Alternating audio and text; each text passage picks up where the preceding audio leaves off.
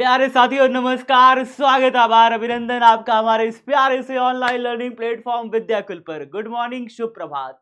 जल्दी जल्दी जुड़ जाइए आज की क्लास के लिए, क्योंकि आज की क्लास में आज हम लोग बहुत सारी चीजें, नई नई चीजें सीखने वाले हैं, समझने वाले हैं और जानने वाले हैं। कॉपी पेन निकाल लीजिए, क्योंकि साथ साथ ही पढ़ेंगे, साथ साथ ही समझेंगे, तो कॉपी पेन साथ साथ रखिए। गुड मॉर्निंग, गुड मॉर्निंग, कैसे हो सभी लोग? Good morning, good morning, good morning Vandana, good morning Raj, good morning, good morning Nitish, good morning Radhe, good morning, good morning Preeti, good morning Prince, good morning Abhishek, good morning Muskan, good morning Vinesh, good morning Nisha Sachin, good morning आप सभी साथियों को। Good morning, good morning, good morning, ढेर सारा शुभ प्रभात। जल्दी से जुड़ जाइए, कॉपी पेन निकाल लीजिए, अपने साथ कॉपी पेन रखिए और हम लोग आज की क्लास को शुरुआत करते हैं। आज की क्लास को बढ़िया बनाते हैं, शानदार बनाते हैं, दमदार बनाते हैं। तो चलिए जल्दी जल्दी स्टार्ट कर देते हैं। आप साथ में कॉपी पेन रखे हो कि नहीं रखे? तो रख लो, फिर निकालो कॉपी पेन। चलिए फिर स्टार्ट करते हैं आज की क्लास। आज की हमारी क्लास का टॉपिक क्या क्या रहने वाला है? आज की क्लास का टॉपिक है धारावाही वृत्ताकार पाश के अक्ष पर चुंबकीय क्षेत्र। धारावाही वृत्ताकार पाश के अक्ष पर मुझे निकालना है चुंबकीय क्षेत्र, केंद्र पर निकालना है चुंबकीय क्षेत्र। तो हम क्या जानेंगे आज? देखते हैं चीजों को क्या क्या जानेंगे। पहले तो बायो सेवर्ट का नियम जानेंगे और फिर वृत्ताकार धारावाही कुंडली के केंद्र पर चुंबकीय क्षेत्र निकालना सीखेंगे। ठीक है, इतनी चीजें सीखेंगे आज। तो दो टॉपिक है, दो टॉपिक को अच्छे से पढ़ेंगे, समझेंगे, सीखेंगे। ठीक है, ठीक है भैया। गुड मॉर्निंग आशीष, गुड मॉर्निंग एच के बाबू ने कहा था कल, मैं उसका कमेंट पढ़ रहा था, एच के ने लिखा। अच्छा, एच के पूरा पूरा नाम क्या है तुम्हारा? पहले बाबू, पहले अपना पूरा नाम बताओ। एच के पूरा नाम बताओ पहले। खुशी, good morning, good morning, good morning. दो दो खुशियां हैं हमारे पास दो दो खुशियां हैं, दो दो खुशी हैं। तो good morning Indrani, good morning, good morning, good morning सभी साथियों को। जल्दी जल्दी जुड़ जाइए, फटाफट फटाफट जुड़ जाइए। सब कुछ बढ़िया, सब कुछ बढ़िया है ना? चलिए चलिए स्टार्ट करें फिर। तो सबसे बड़ी खुशखबरी पहले आपके साथ, सब्सक्राइब करें YouTube channel Bihar board science Vidyakul को। इसलिए सब्सक्राइब करें क्योंकि आज शाम को विद्युत धारा पाठ चैप्टर 3 के 70 क्वेश्चन मैं लेकर के आ रहा हूँ। 70 बाई 70 क्वेश्चन, यानी कि अगर आपने ये सारे 70 क्वेश्चन पढ़ लिए तो फिर आपको दोबारा जो है चैप्टर विद्युत धारा पाठ को पढ़ना नहीं पड़ेगा। 70 क्वेश्चन एकदम श्योर शॉर्ट क्वेश्चन, जो आपकी परीक्षा में जो क्वेश्चन बन सकते हैं, जो क्वेश्चन आए हुए हैं, जो इंपॉर्टेंट है, जो कई बार पूछा है, उन सब को अलग अलग सेट करके आपके सामने ला के रख दूंगा। यानी जो कई बार पूछा है उसको अलग कर दूंगा, जो एक एक बार पूछा है उसको अलग कर दूंगा, और जो आने के चांसेस हैं, जो आ सकता है, उसको अलग कर दें। पूरा एक सिस्टमैटिक वे में आज शाम को 6 बजे आपकी क्लास रहने वाली है। यूट्यूब पे बढ़िया से आइएगा, मजे करेंगे खूब। बायो सेवर्ट का नियम 1820 ऑब्जेक्टिव रहेगा, ऑब्जेक्टिव भैया, ऑब्जेक्टिव ऑब्जेक्टिव ऑब्जेक्टिव का पूरा क्लास रहेगा, सब्जेक्टिव नहीं, ऑब्जेक्टिव। ठीक है, हाँ 1820। हाँ, तो बायो सेवर्ट का नियम आप सभी कह रहे हैं कि सर 1820 में ना एक इंसान था। आप सभी से मैं एक चीज कहना चाहूंगा, धीरे धीरे सुनते हैं, समझते चलते हैं। ठीक है, इसको जब हम समझेंगे ना, सुनेंगे, तो एकदम आराम आराम से समझते सुनते चलते हैं। ठीक है, जैसे अगर मैं आपसे पूछूं कि भैया भैया पहले ये बताइए अल्पांश मतलब क्या होता है? अल्पांश मतलब क्या होता है? अल्पांश मतलब, तो आपका आंसर होगा सर अल्पांश ना दो शब्दों से मिलकर बना है। कौन कौन से शब्द हैं? अल्प प्लस अंश, अल्प प्लस अंश, यानी आधा। अल्प मीन्स थोड़ा होता है, अल्प मीन्स क्या होता है? थोड़ा। अंश मीन्स क्या होता है? हिस्सा। अंश मीन्स हिस्सा। तो थोड़े से हिस्से को हम क्या बोलते हैं प्यारे बच्चों? थोड़े से हिस्से को हम क्या बोलते हैं? अल्पांश बोलते हैं। तो अब आप भूलोगे तो नहीं, अल्पांश मतलब क्या होता है? थोड़े से हिस्से को हम बोलते हैं अल्पांश। ठीक है, तो अगर कोई एक तार है, अब इस तार में मान लीजिए तार है, अब इस तार में क्या बह रही है? धारा बह रही है। धारा कैसे बहेगी तार में? भैया निश्चित ही आप इसको बैटरी से कनेक्ट किए होगे, या डायरेक्ट कनेक्शन करंट लगा दिए होगे। ठीक है, डायरेक्ट आप इसमें ये वाली अल्टरनेटिंग करंट डाल दिए होगे। तो यहाँ पे विद्युत धारा कुल मिला के यहाँ पे बह रही है, नीचे से आई करंट इसमें जा रही है। आई करंट ऐसे नीचे से बहना चालू हुई। जब आई करंट तार में बहती है तो ऑर्स्टेड नाम के वैज्ञानिक ने बताया था दुनिया को, ऑर्स्टेड नाम के साइंटिस्ट ने बताया था कि इसके चारों तरफ एक चुंबकीय क्षेत्र पैदा हो जाता है। चुंबकीय क्षेत्र पैदा हो जाता है, यहाँ पर चुंबकीय क्षेत्र आ जाता है, चुंबकीय क्षेत्र आ जाता है, यहाँ पर चुंबकीय क्षेत्र आ जाता है। मतलब अगर यहाँ पे कोई चुंबकीय सुई लेके जाएंगे, चुंबकीय सुई ऐसे ऐसे ऐसे ऐसे हिलने लगेगी। ठीक है, अच्छा सर समझ गए। अच्छा, तो ये बात तो हम जान गए कि चुंबकीय क्षेत्र आ जाता है तार के चारों तरफ। लेकिन लेकिन जो बायो और सेवर्ट नाम के ये दो वैज्ञानिक थे, इन्होंने कहा कि कितना चुंबकीय क्षेत्र आ जाता है। आ जाता है, चुंबकीय सुई हिलती है, ये तो पता है, बायो सेवर्ट ने बता दिया दुनिया को कि अगर तार में धारा बह रही है, विद्युत धारा बह रही है, करंट बह रहा है, यहाँ पे चुंबकीय सुई लाओगे विक्षेप होगा। लेकिन कितना होगा चुंबकीय क्षेत्र, यहाँ पे रखेंगे चुंबकीय क्षेत्र कितना होगा, परिमाण में कितना होगा यहाँ पे चुंबकीय क्षेत्र, यहाँ पे चुंबकीय क्षेत्र कितना होगा, यहाँ पे चुंबकीय क्षेत्र कितना होगा, यहाँ निकालना हो, यहाँ पे कितना होगा, यहाँ पे निकालना हो, यहाँ पे कितना होगा, इस अलग अलग बिंदुओं पर चुंबकीय क्षेत्र का मान कितना होगा, ये बताने वाले कौन वैज्ञानिक थे, बायो और सेवर्ट नाम के साइंटिस्ट। बात समझ में आ गई, बात समझ में आ गई। किसने, इन्होंने क्या बताया था, इन्होंने दुनिया को बताया कितना चुंबकीय क्षेत्र है, इन्होंने दुनिया को बताया बेटा कितना चुंबकीय क्षेत्र, परिमाण में कितना होगा। इससे पहले ऑर्स्टेड ने ये बता दिया था कि दुनिया को कि इसके तार के चारों तरफ एक चुंबक जैसा कुछ महसूस होता है, चुंबक जैसा कुछ महसूस होता है कि चिपकाता है, अपनी तरफ तरवा खींचता है, जब इसमें धारा बहती है तो तरवा अपनी तरफ सब चीज को खींचने लगता है, विशेषकर लौह चुंबकीय पदार्थों को अपनी तरफ खींचने का कोशिश करता है। तो यहाँ पे क्या हुआ कि कितना चुंबकीय क्षेत्र होगा परिमाण में, ये बताने की कोशिश करी बायो और सेवर्ट ने। इन्होंने ना कुछ चीजें बताई, कुछ चीजें प्रयोग के आधार पर, याद रखिएगा, प्रयोग के आधार पर लैब में एक्सपेरिमेंट किया, और लैब में एक्सपेरिमेंट करके दुनिया को बताया कि अगर मैं तार की इस छोटी सी लंबाई, अल्पांश मतलब क्या होता है, थोड़ा सा हिस्सा, तार की इस छोटी सी लंबाई, छोटी सी लंबाई, ठीक है, मतलब मान लो कि यहाँ पे एक तार है, इस तार है, तार की पूरी लंबाई की इन्होंने नहीं बात करी, कहा है कि तार में अगर धारा बह रही है तो तार कर एक छोटी सी लंबाई, छोटा सा टुकड़ा लिया, थोड़ा सा टुकड़ा लिया, इस थोड़े से टुकड़े को इन्होंने कहा डीएल, कितना नाम दिया बेटा, डीएल। डीएल, डीएल मतलब क्या होता है, जो हम डेल्टा एल लिखने के बजाय डीएल लिख देते हैं जब हमारा डेल्टा एल लंबाई बहुत छोटी होती है। जब लंबाई बहुत छोटी हो तो हम उसे क्या लिखते हैं, डेल्टा एल के बजाय डीएल लिख देते हैं। बहुत सूक्ष्म लंबाई, बहुत थोड़े सा हिस्सा, बहुत छोटा सा हिस्सा। तो तार की इस छोटी सी लंबाई के कारण तार के निकट, तार के पास कोई एक बिंदु, बिंदु P पर चुंबकीय क्षेत्र का मान कितना होगा, कितना होगा चुंबकीय क्षेत्र, वो निकाल के बताया बायो सेवर्ट ने। उन्होंने कहा जब प्रयोग किया तो उन्होंने पाया कि अगर मैं तार की पूरी लंबाई के कारण चुंबकीय क्षेत्र निकालूं ना तो ज्यादा आता है चुंबकीय क्षेत्र, और तार के एक छोटे से हिस्से के कारण चुंबकीय क्षेत्र निकालूं तो थोड़ा सा चुंबकीय क्षेत्र मिलेगा। क्या कहा, फिर से रिपीट कर रहा हूं, ध्यान से सुनिए। उन्होंने कहा कि तार की पूरी लंबाई के कारण चुंबकीय क्षेत्र निकाल रहा हूं तो यहां पे बहुत ज्यादा चुंबकीय क्षेत्र निकल रहा है, लेकिन अगर तार के छोटे से हिस्से डीएल अल्पांश लंबाई के कारण अगर मैं निकाल रहा हूं यहां पर चुंबकीय क्षेत्र, तो चुंबकीय क्षेत्र भी थोड़ा है। अब चुंबकीय क्षेत्र थोड़ा सा है तो हम चुंबकीय क्षेत्र को तो बी से रिप्रेजेंट करते हैं, इस पॉइंट पर चुंबकीय क्षेत्र को हम बी से रिप्रेजेंट करते हैं। तो बी से रिप्रेजेंट ना करके, क्योंकि बहुत थोड़ा सा चुंबकीय क्षेत्र आएगा थोड़े से हिस्से के कारण, हम इसे डीबी से रिप्रेजेंट करेंगे। किससे रिप्रेजेंट करेंगे प्यारे बच्चों, डीबी, यानी कि थोड़ा सा चुंबकीय क्षेत्र होगा, इस छोटी सी लंबाई के कारण यहाँ छोटा सा चुंबकीय क्षेत्र, थोड़ा सा चुंबकीय क्षेत्र होगा। उन्होंने कहा कि ये जो चुंबकीय क्षेत्र है ना थोड़ा सा, ये निर्भर करता है, किस पे निर्भर करता है, कई सारे कारकों पे निर्भर करता है, कई सारे कारकों पे निर्भर करता है। कौन सारे कारक हैं, उन्होंने कहा कि यहाँ पे जो धारा बह रही है ना इस पे भी निर्भर करता है यहाँ वाला चुंबकीय क्षेत्र। मतलब अगर तरवा में ज्यादा धारा बहाइएगा तो यहाँ चुंबकीय क्षेत्र का मान ज्यादा आएगा, और तरवा में अगर धारा कम बहाइएगा तो चुंबकीय क्षेत्र का मानवा कम मिलेगा। क्या कहा उन्होंने, तार में धारा ज्यादा बहेगी तो चुंबकीय क्षेत्र ज्यादा, धारा कम बहेगी चुंबकीय क्षेत्र का मान कम। यानी जो छोटा सा चुंबकीय क्षेत्र है निर्भर करता है तार में बहने वाली धारा पर, निर्भर करता है को उन्होंने अनुक्रमानुपाती पे दिखाया था। अनुक्रमानुपाती मतलब यही तो होता है कि ये इस पर निर्भर करता है, यानी अगर ये स्कूल जाएगा तो ये भी जाएगा, अगर ये स्कूल घर बैठ गया तो ये भी स्कूल नहीं जाएगा, दोनों दोस्त हैं, दोस्ती है दोनों में।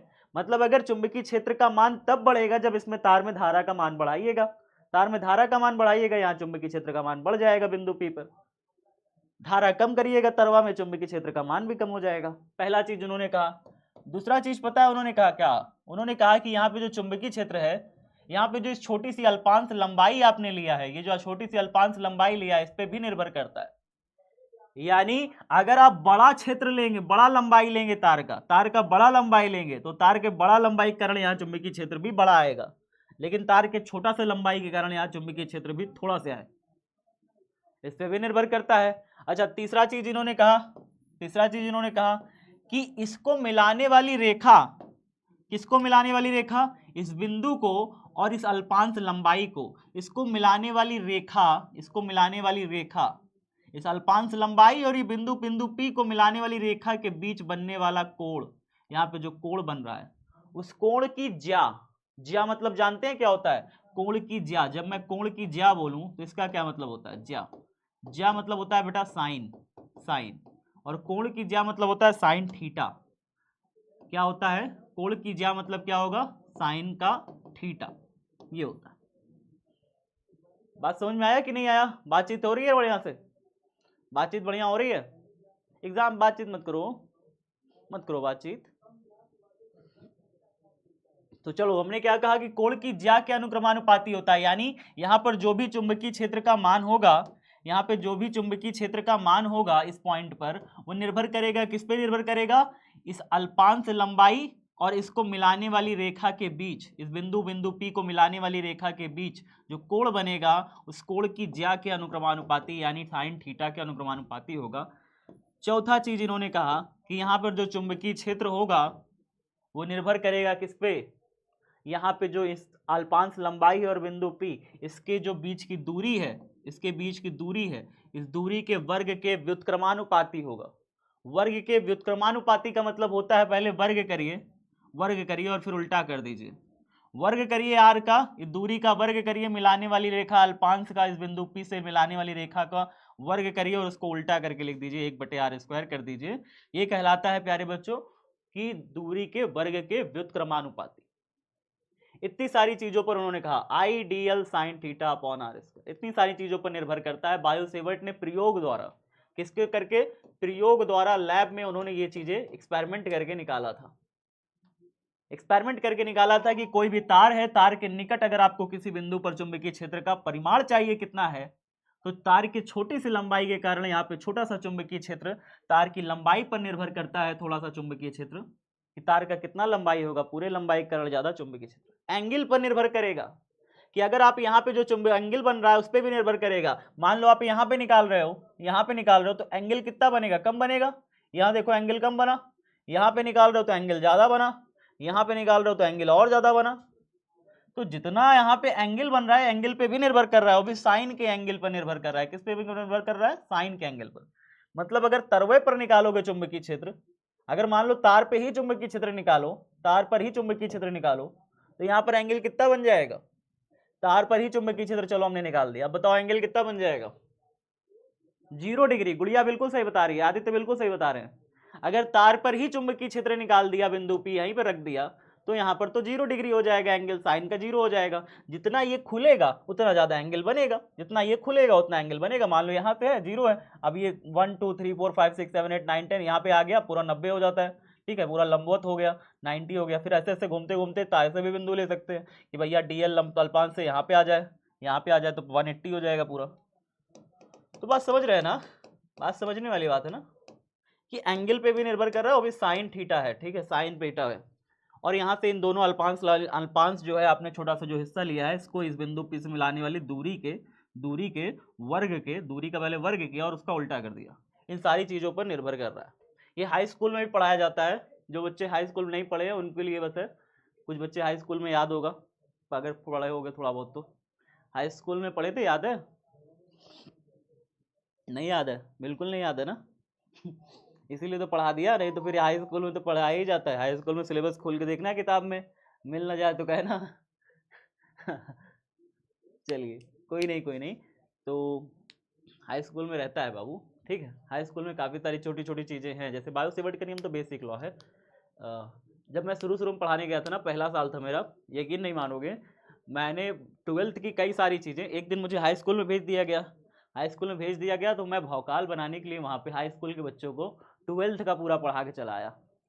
और वहाँ हाई स्कूल के बच्चों ने कहा क्या पढ़ाया है सर, ये चीज़ तो किताबें में नहीं है। बच्चे शॉक हो गए बेचारे, कह रहे हैं सर ये चीज़ तो किताबें में नहीं मिल पा रही है। हाई स्कूल के बच्चों को 12th का पढ़ा के चले आए थे। अच्छा, तो dB directly proportional to I, dB directly proportional to DL, dB directly proportional to sin theta, dB directly proportional to 1 में r²। ये सारी चीजें हमने देख ली कि भैया इतनी चीजों पर निर्भर करता है, हमने समझ लिया। अब इसको जो है शब्दों में थोड़ा लिखते हैं। क्या करते हैं? शब्दों में थोड़ा सा लिखते हैं। पिछली क्लास में हमने कुछ लिख भी लिया था, पिछली क्लास में हमने कुछ लिखा भी था, लिखा था कि नहीं लिखा था, कि सन 1820 ईस्वी में कुछ करके एक वैज्ञानिक का लिखा था, याद होगा जहाँ पे छोड़े होगे तो। पिछली क्लास में बायो सेवर्ट में कुछ लिखे थे ना, हमको तो याद आ रहा है हमने छोड़ा था कहाँ पे। तो हम एक तार खींच लेते हैं, डायग्राम बना लेना बेटा, डायग्राम बहुत जरूरी है। हमने इसमें धारा बहा दी, ऐसे करके धारा बहा दी, और इस पर एक छोटा सा डीएल अल्पांश ले लिया, एक छोटी सी लंबाई ले ली, ज़्यादा मोटी लंबाई मत लेना बेटा, थोड़ी सी लंबाई लेना, डीएल अल्पांश इसे बोलना है हमें। इस छोटी सी अल्पांश लंबाई यानी तार पर एक छोटे से हिस्से के कारण यहाँ पर बिंदु P ले लेना, बिंदु P ले लेना, बिंदु P से इसको मिला देना ऐसे करके, ये वाली दूरी को बोल देना R, ये वाली दूरी को बोल देना R, और फिर यहाँ पे एक कोण बना देना थीटा, क्या बना देना, थीटा बना देना। बस इतना सा डायग्राम बना दो इसका, इतना सा डायग्राम बना दो। डायग्राम बन गया सबका, डायग्राम बन गया, बनाओ जल्दी जल्दी, जल्दी से बनाओ डायग्राम। हाँ पूछा है भैया एग्जाम में, पूछा है एग्जाम में पूछा है, कई बच्चा पूछ रहा है सर एग्जाम में पूछा है, एग्जाम में पूछा है, हाँ पूछा है। दिखाओ किस सन में पूछा है, दिखाओ किस सन में पूछा है, मेरे पास किताब है, मैं 1 मिनट देख के बताता हूँ किस सन में पूछा है भैया।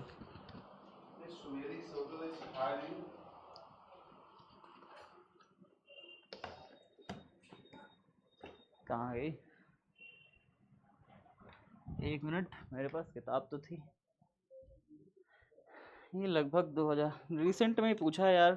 चलो मिल नहीं रही अभी किताब, बाद में दिखाते हैं, शायद टाइपिस्ट महोदय के पास है, बाद में देखा देंगे। वैसे पूछा है मुझे याद है, मैंने पिछले साल भी बहुत बार पढ़ाया था ना, पूछा है एग्जाम में। ठीक है तो चलो देखते हैं, फिलहाल लिखते हैं इसे, शब्दों में कैसे लिखेंगे वो जानते हैं। ठीक है, इसको शब्दों में कैसे लिखेंगे वो जानते हैं। ठीक है, किसी धारावाही चालक की डीएल अल्पांश के द्वारा किसी क्या लिखोगे, किसी धारावाही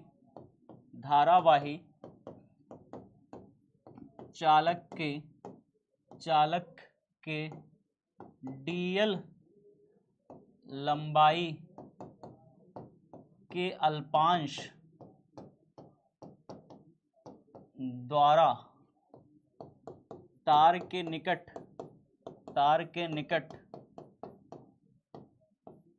बिंदु P पर चुंबकीय क्षेत्र निम्न कारकों पर निर्भर करता है,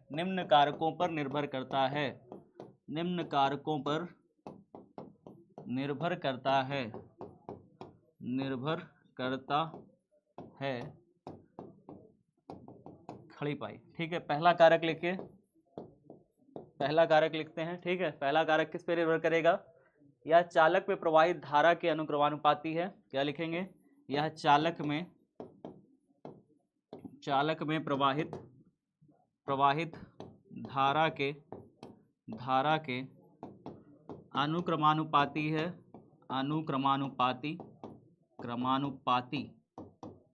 चालक में प्रवाहित धारा के अनुक्रमानुपाती है, खड़ी पाई। यानी जो भी यहाँ पे चुंबकीय क्षेत्र का मान होगा किसके अनुक्रमानुपाती होगा, चालक में प्रवाहित होने वाली धारा के, जितना ज्यादा धारा बहाओगे उतना ज्यादा वहां पे चुंबकीय क्षेत्र का परिमाण मिलेगा। ठीक है, तो मान लो dB डायरेक्टली प्रोपोर्शनल टू है I के, ऐसे लिखो, समीकरण 1 बनाओ। चलो दूसरा लिखिए, दूसरा पॉइंट लिखेंगे, चालक में प्रवाहित धारा के अनुक्रमानुपाती है। दूसरा लिखिए, यह चालक के अल्पांश की लंबाई के अनुक्रमानुपाती है, यह चालक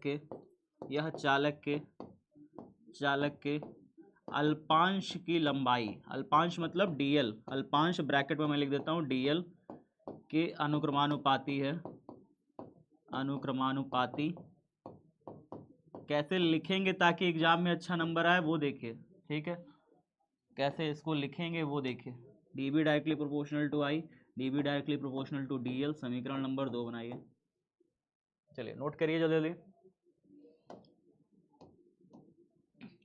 यह अल्पांश और बिंदु P को मिलाने वाली रेखा के बीच बनने वाले कोण की ज्या के अनुक्रमानुपाती। क्या लिखेंगे, यह अल्पांश व बिंदु P को मिलाने वाली रेखा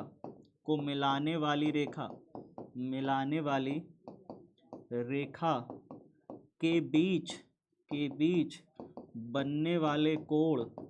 बनने वाले कोण की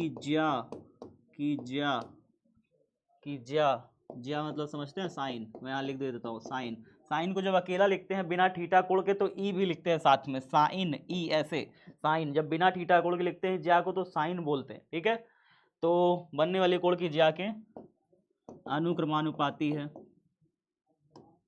अनुक्रमानुपाती है, अनुक्रमानुपाती पाती है, ठीक है। यहाँ पे लिख देते हैं कि डीबी डायरेक्टली प्रोपोर्शनल टू क्या है, dB directly proportional to sine theta, और यहाँ पे हम बना देते हैं इसको समीकरण नंबर तीसरा। लिखिए फटाफट जल्दी से इसे, जल्दी लिखिए, डायग्राम बना फटाफट, जल्दी जल्दी, हाँ चलाइए फटाफट। सर ब्रिलियंट का क्वेश्चन बैंक ले, ब्रिलियंट का मतलब आप ब्रिलियंट का क्वेश्चन बैंक मतलब कि प्रीवियस ईयर क्वेश्चन बैंक ले सकते हो, अगर जरूरत महसूस हो रही है तो। वैसे जरूरत तो महसूस नहीं है, लेकिन अगर लेना चाहते हो ले लो, अगर तुम्हें जरूरत महसूस हो रही है बेटा ले लो। हाँ और कोई दिक्कत? हाँ वो तो पिछली क्लास में लिखा दिया था ना 1820 वाला कंसेप्ट, 1820 के दो भौतिक वैज्ञानिक थे बायो सेवर्ट, ये तो पिछली क्लास में लिखा दिया था। उसके आगे से लिखा रहा हूँ, उसके आगे से लिखा रहा है ना। हो गया सबका? टारगेट का ले लो बेटा, टारगेट का ले लो, कोई दिक्कत नहीं है, टारगेट का भी ले लो, टारगेट का तो और बढ़िया ले लो। टारगेट का वैसे प्रीवियस ईयर तो मुझे नहीं दिखता, लेकिन ले लो, टारगेट का ऑब्जेक्टिव आता है ऑब्जेक्टिव लगाने के लिए। आपको लेने की जरूरत नहीं यार, इतने सारे ऑब्जेक्टिव मैं करा दूंगा ना 70 हर एक चैप्टर से, आपको और कुछ पढ़ने की जरूरत पड़ेगी नहीं कुछ खास, ठीक है। हर एक चैप्टर 70 ऑब्जेक्टिव करा दे रहा हूँ, आज जैसे विद्युत धारा का 70 ऑब्जेक्टिव करा रहा हूँ, तो आपको कुछ खास जरूरत पड़ने वाली नहीं है ऑब्जेक्टिव की किताब यानी कुछ लेने की, ठीक है। ये हो गया सबका, हो गया कॉपी में। नेक्स्ट पन्ना पलटें, नेक्स्ट पेज। नहीं हुआ तो स्क्रीनशॉट लो, आगे बढ़ें। 1 2 3 हो गया स्क्रीनशॉट, आगे बढ़ते हैं। चौथा नंबर देखते हैं कि भैया यह अल्पांश को बिंदु P से मिलाने वाली दूरी जो है ना उसके वर्ग के व्युत्क्रमानुपाती है। तो क्या लिखेंगे, यह अल्पांश लंबाई dl को बिंदु P से मिलाने वाली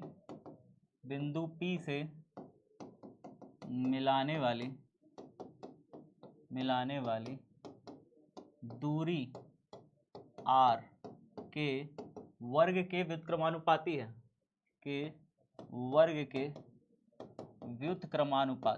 व्युत्क्रमानुपाती है, ठीक है।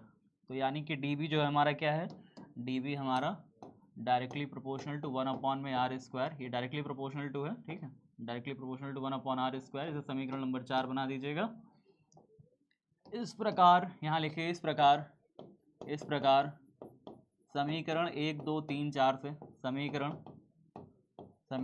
1, 2, सॉरी कैसे लिखा है मैंने, रोमन में लिखा था, कैसे लिखा था, रोमन में नहीं लिखा, नॉर्मल लिखा है ना, तो हमें यहाँ पे नॉर्मल ही लिखते हैं। अरे रुक जा भाई,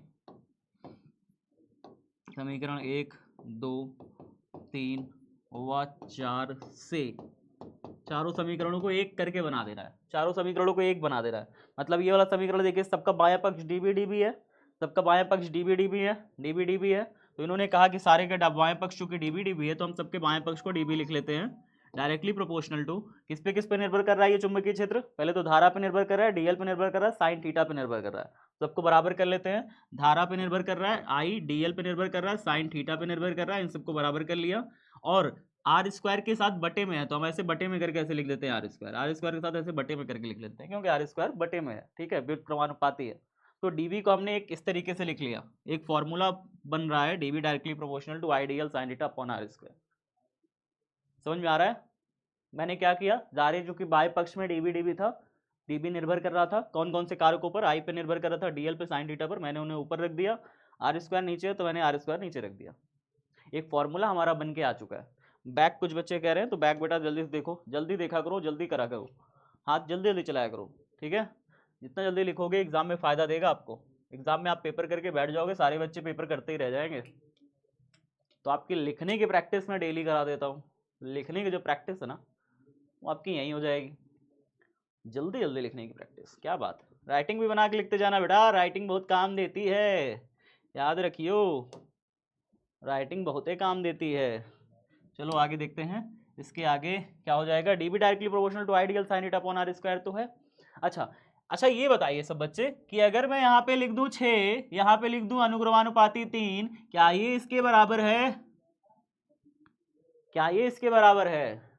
नहीं है सर, ये इसके बराबर तो नहीं है। मतलब मुझे अगर इसके बराबर करना है तो मुझे क्या करना पड़ेगा? मुझे इसको दोनों को आपस में बराबर करना है तो क्या करना पड़ेगा? 3 में कुछ गुणा करना पड़ेगा। 3 में कुछ क्या करना पड़ेगा? गुणा करना पड़ेगा। 2 से गुणा कर दे 3 में, बराबर हो जाएगा। तो अनुक्रमानुपाती का क्या ये मतलब होता है दोनों पक्ष बराबर हैं? अनुक्रमानुपाती का क्या ये मतलब है दोनों पक्ष बराबर हैं? बिल्कुल नहीं, बिल्कुल नहीं। इसका ये मतलब है कि इसके बढ़ने पर ये बढ़ रहा है, इसके घटने पर ये भी घट रहा है। यही होता है अनुक्रमानुपाती, यही होता है अनुक्रमानुपाती कायदे से। अच्छा सर, लेकिन बराबर तो नहीं है, बराबर करने के लिए क्या करना पड़ेगा? तो उन्होंने बताया, बायोसेवर्ट ने ही बताया दुनिया को कि इसको अगर बराबर करना है ना, इसको बराबर करना है तो यहाँ म्यू 0/4 पाई से गुणा करना पड़ेगा। किससे गुणा करना पड़ेगा? म्यू 0 में 4 पाई से गुणा करना पड़ेगा। ये कांस्टेंट है, ये कांस्टेंट है। जैसे यहाँ पे ये 2 नंबर एक कांस्टेंट है ना, कि अगर 2 से गुणा करेंगे तभी बराबर होगा। क्या अगर मैं यहाँ 3 से गुणा कर दूं तो ये बराबर होगा? 3 से गुणा कर दूं तो बराबर होगा? बराबर होगा? कभी नहीं हो सकता। 1 से गुणा करूं तो बराबर होगा? 1 से गुणा करूं बराबर होगा? नहीं हो सकता। तो मतलब यहाँ पे सिर्फ एक ही ऐसा नंबर है 2 जिससे गुणा करने पर ये बराबर हो सकता है। तो 2 क्या हो गया? कांस्टेंट हो गया कि नहीं? 2 एक कांस्टेंट नंबर है, फिक्स नंबर है, ये बस उसी से गुणा करेंगे तभी ये बराबर हो सकता है। तो उन्होंने कहा कि भैया म्यू 0/4 पाई ना एक कांस्टेंट फिक्स नंबर है, अगर इसी से ही गुणा करिए आप इनको तो फिर जो है ये बराबर होंगे। म्यू 0/4 पाई इंटू में आइडियल साइन थीटा अपॉन में आर स्क्वायर। देखो ideal sine theta upon r square को म्यू 0/4 पाई से क्या कर दिया? इंटू कर दिया। डॉट मतलब इंटू हो गया, इंटू कर दिया, मल्टीप्लाई कर दिया, तो क्या हो गया? डीबी की ये बराबर हो गया। क्या बात समझ में आई? म्यू 0/4 पाई का एक निश्चित वैल्यू है। म्यू 0/4 पाई, 4 पाई का 4 पाई वो वाला 4 पाई नहीं कि भाई यार 4 पाई में बैठ जाए और 4 पाई में 4 पावा होता है, वो वाला 4 पाई थोड़ी। ये 4 पाई अलग 4 पाई है। 4 पाई, पाई का वैल्यू 22/7 3.14, वो वाला 4 पाई है, ठीक है? वो वाला 4 पाई थोड़ी है। Mu 0/4 pi ideal sine theta upon r square. अब इसका वैल्यू जानते हैं तो म्यू 0/4 पाई का वैल्यू 10⁻⁻7 कितना होता है? इसका एक फिक्स वैल्यू है म्यू 0/4 पाई का। कितना है? यहाँ पे मैं लिख दे रहा हूँ, म्यू 0/4 पाई क्या है? एक प्रकार का नियतांक है, एक प्रकार का क्या है? फिक्स वैल्यू है, इसका एक नियतांक है। तो हम क्या लिखेंगे? जहां म्यू 0/4 पाई एक प्रकार का क्या है? एक नियतांक है।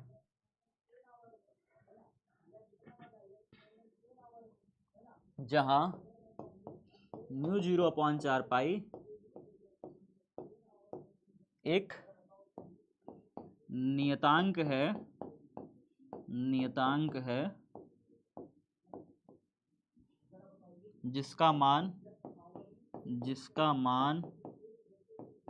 कितना होता है? 10⁻⁻7, 10⁻⁻7। ठीक है, इतना लिखिए। जहां म्यू 0/4 पाई क्या है? एक नियतांक है जिसका मान 10⁻⁻7 होता है।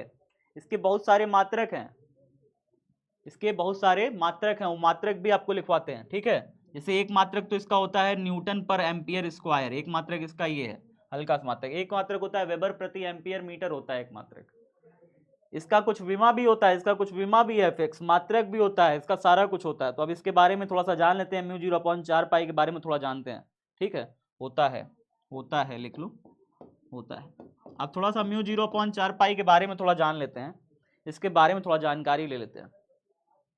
इतना हो गया सबका? जल्दी बताओ पहले एक बार, इतना हो गया सबका?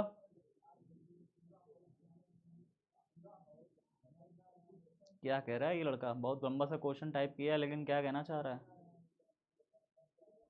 सबका इतना हो गया? आगे बढ़े। तो भैया म्यू 0/4 पाई एक नियतांक है जिसका मान 10⁻⁻7 न्यूटन प्रति एम्पियर स्क्वायर होता है, ये आपने नोट कर लिया। तो इसके और भी मात्रक होते हैं, जैसे एक मात्रक होता है वेबर प्रति एम्पियर मीटर, ठीक है? तो चलिए देखते हैं। यहाँ यहाँ लिखिए थोड़ा सा, म्यू 0/4 पाई बराबर होता है कितना? बराबर होता है 10⁻⁻7 न्यूटन प्रति, एक मिनट, 10⁻⁻7 न्यूटन प्रति एम्पियर स्क्वायर ये होता है, ठीक है? अथवा अथवा अथवा लिख लीजिए, अथवा करके लिख लीजिए, अथवा लिख लीजिए। 10⁻⁷ वेबर प्रति एम्पियर मीटर, वेबर प्रति एम्पियर मीटर ये होता है। ठीक है, ये इसके दो मात्रक है, तो दोनों मात्रकों को आप लिख लीजिए कॉपी में। ये 10⁻⁷ ठीक से बन क्या नहीं रहा है, 10⁻⁷ ऐसे। ठीक है, इसको लिख लीजिए फटाफट। ये दो मात्रक हो गए इसके μ0/4π के। इस प्रकार μ0 का वैल्यू अगर आप निकालेंगे, μ0 का वैल्यू निकालेंगे तो μ0 बराबर कितना आएगा, 4π भागे में उधर जाएगा गुणा हो जाएगा। ठीक है, 4π भागे में उधर जाएगा क्या हो जाएगा, गुणा हो जाएगा। तो हो जाएगा 4π × 10⁻⁷ न्यूटन प्रति एम्पियर स्क्वायर। ये हो गया 4π की वैल्यू, जो कि निर्वात की चुंबकशीलता कहलाता है, जो कि निर्वात की चुंबकशीलता कहलाता है, निर्वात की चुंबकशीलता कहलाता है। क्या निर्वात की चुंबकशीलता है, μ0 को क्या कहते हैं, निर्वात की चुंबकशीलता कहते हैं। निर्वात की चुंबकशीलता मतलब समझिए थोड़ा सा, निर्वात की चुंबकशीलता मतलब क्या होता है। मान लीजिए यहाँ चुंबक रखा हुआ है, अब ये चुंबक है निर्वात या वायु में कहीं पे रखा हुआ है, निर्वात या वायु में कहीं पर ये रखा हुआ है। अब निर्वात या वायु में नॉर्थ पोल इधर है, साउथ पोल इधर है। मैंने आपको ये कहा था कि इसके चुंबक के चारों तरफ एक प्रकार की काल्पनिक बल रेखाएं निकलती हैं, अगर मैं यहाँ पे, ध्यान से सुनिए, अगर मैं यहाँ पे कोई एक लोहा रख दूं, या मान लीजिए कि कोई भी पदार्थ रख देता हूँ, मान लो कि यहाँ पे एक लकड़ी रख देता हूँ, लोहा तो चिपक जाएगा जाके, इसलिए चलो लकड़ी रख देता हूँ, लकड़ी रख दिया। तो मैंने यहाँ पे एक लकड़ी रख दी चुंबक के पास, तो अब यहाँ से जो बल रेखाएं निकलेंगी वो लकड़ी को भेद करके जाना पड़ेगा उन्हें। जो यहाँ से चुंबक के नॉर्थ पोल से बल रेखाएं निकलेंगी उन्हें क्या करना पड़ेगा, इस लकड़ी को भेद करके जाना पड़ेगा कि नहीं जाना पड़ेगा। लेकिन लकड़ी की अपनी एक सहन शक्ति है, लकड़ी की अपनी एक सहन क्षमता है, वो अपने अंदर से बल रेखाओं को जाने नहीं देती, गुजरने नहीं देती। लकड़ी गुजरने नहीं देती अपने अंदर से बल रेखाओं को, इसलिए लकड़ी कभी भी चुंबक में चिपकेगी नहीं। चुंबक को लकड़ी के पास ले जाओ, क्या चुंबक चिपक पाएगा लकड़ी में, नहीं चिपकेगा। क्यों नहीं चिपकेगा लकड़ी में चुंबक, क्योंकि चुंबक के लकड़ी के अंदर बहुत ज्यादा सहन शक्ति है, उस सहन शक्ति के कारण जो है चुंबक की बल रेखाएं लकड़ी को पास नहीं कर पाती हैं। ठीक है, अच्छा, इसी के कारण अगर मैं यहाँ पे क्या ले जाऊं, यहाँ पे मैं क्या ले आऊं, कुछ दूसरी चीजों को ले आऊं। अगर यहाँ पे कुछ मत रखूं, वायु रखूं, निर्वात रखूं, तो निर्वात या वायु की भी अपनी कोई सहन शक्ति है क्या, निर्वात या वायु की भी तो अपनी कोई एक सहन शक्ति होगी, निर्वात या वायु से भी तो बल रेखाएं पास होंगी, निकलेंगी। तो निर्वात या वायु की वह शक्ति, वह ताकत जिसके कारण वह अपने अंदर से चुंबकीय बल रेखाओं को गुजरने देती हैं, चुंबकीय बल रेखाओं को क्या करने देती हैं, गुजरने देती हैं, वही कहलाती है निर्वात की चुंबकशीलता। शीलता मतलब समझते हैं ना, शीलता मतलब सहनशीलता। आपने ये शब्द सुना होगा सहनशीलता, किस किस बच्चों ने ये शब्द सुना है, सहनशीलता। तो चुंबकशीलता मतलब होता है चुंबकीय की जो बल रेखाएं हैं उसके अंदर से अपने अंदर गुजरने की सहनशीलता। वायु जो है उसके वायु के अंदर से ये बल रेखाएं कितनी संख्या में गुजर जाएं, वायु की सहनशीलता कितनी है। तो वायु की जो निर्वात की या वायु की जो चुंबकशीलता होती है, यानी चुंबकीय बल रेखाओं को निर्वात में से अपने अंदर से होकर के गुजारने की जो क्षमता होती है वो इतनी होती है, μ0 बराबर 4π × 10⁻⁷। ये इसकी शक्ति है, ताकत है कि इतनी ताकत से अगर चुंबक रहेगा तो फिर वो क्या होगा, बल रेखा इसके अंदर से पास हो जाएंगे, वायु से पास हो जाएंगे। ठीक है, तो निर्वात की चुंबकशीलता कहलाता है, निर्वात की चुंबकशीलता। इसकी कोई परिभाषा वगैरह नहीं पूछता आपसे, तो इसकी जरूरत नहीं है आपको, फिलहाल आप इतना भी जान लीजिए। इसकी परिभाषा आपसे लिखाई जाएगी जब आप चैप्टर 5 में पहुंच जाओगे, तो इसकी परिभाषा भी लिखाएंगे आपको कि μ0 की परिभाषा क्या होनी चाहिए। अभी तो फिलहाल इतना ही लिखिए, μ0/4π = 10⁻⁷ न्यूटन प्रति एम्पियर स्क्वायर होता है, या फिर इसे वेबर प्रति एम्पियर मीटर में लिखते हैं। वैल्यू इतनी होती है, 4π भागे में उधर चला गया, गुणा हो गया, तो μ0 बराबर इतना हो जाएगा। ठीक है, इसका मात्रक आपने लिख लिया। अब इसकी विमा की बारी है, इसकी विमा कितनी होगी, μ0 की अगर आपसे कोई विमा पूछ ले तो इसकी विमा कैसे लिखोगे। देखिए इसका मात्रक देखिए कितना है, इसका मात्रक है न्यूटन प्रति एम्पियर स्क्वायर। तो न्यूटन ऊपर लिखिए, अपॉन में एम्पियर स्क्वायर लिखिए। न्यूटन मतलब बल का मात्रक, बल का विमा कितना होता है, mLt-2 बल का विमा होता है।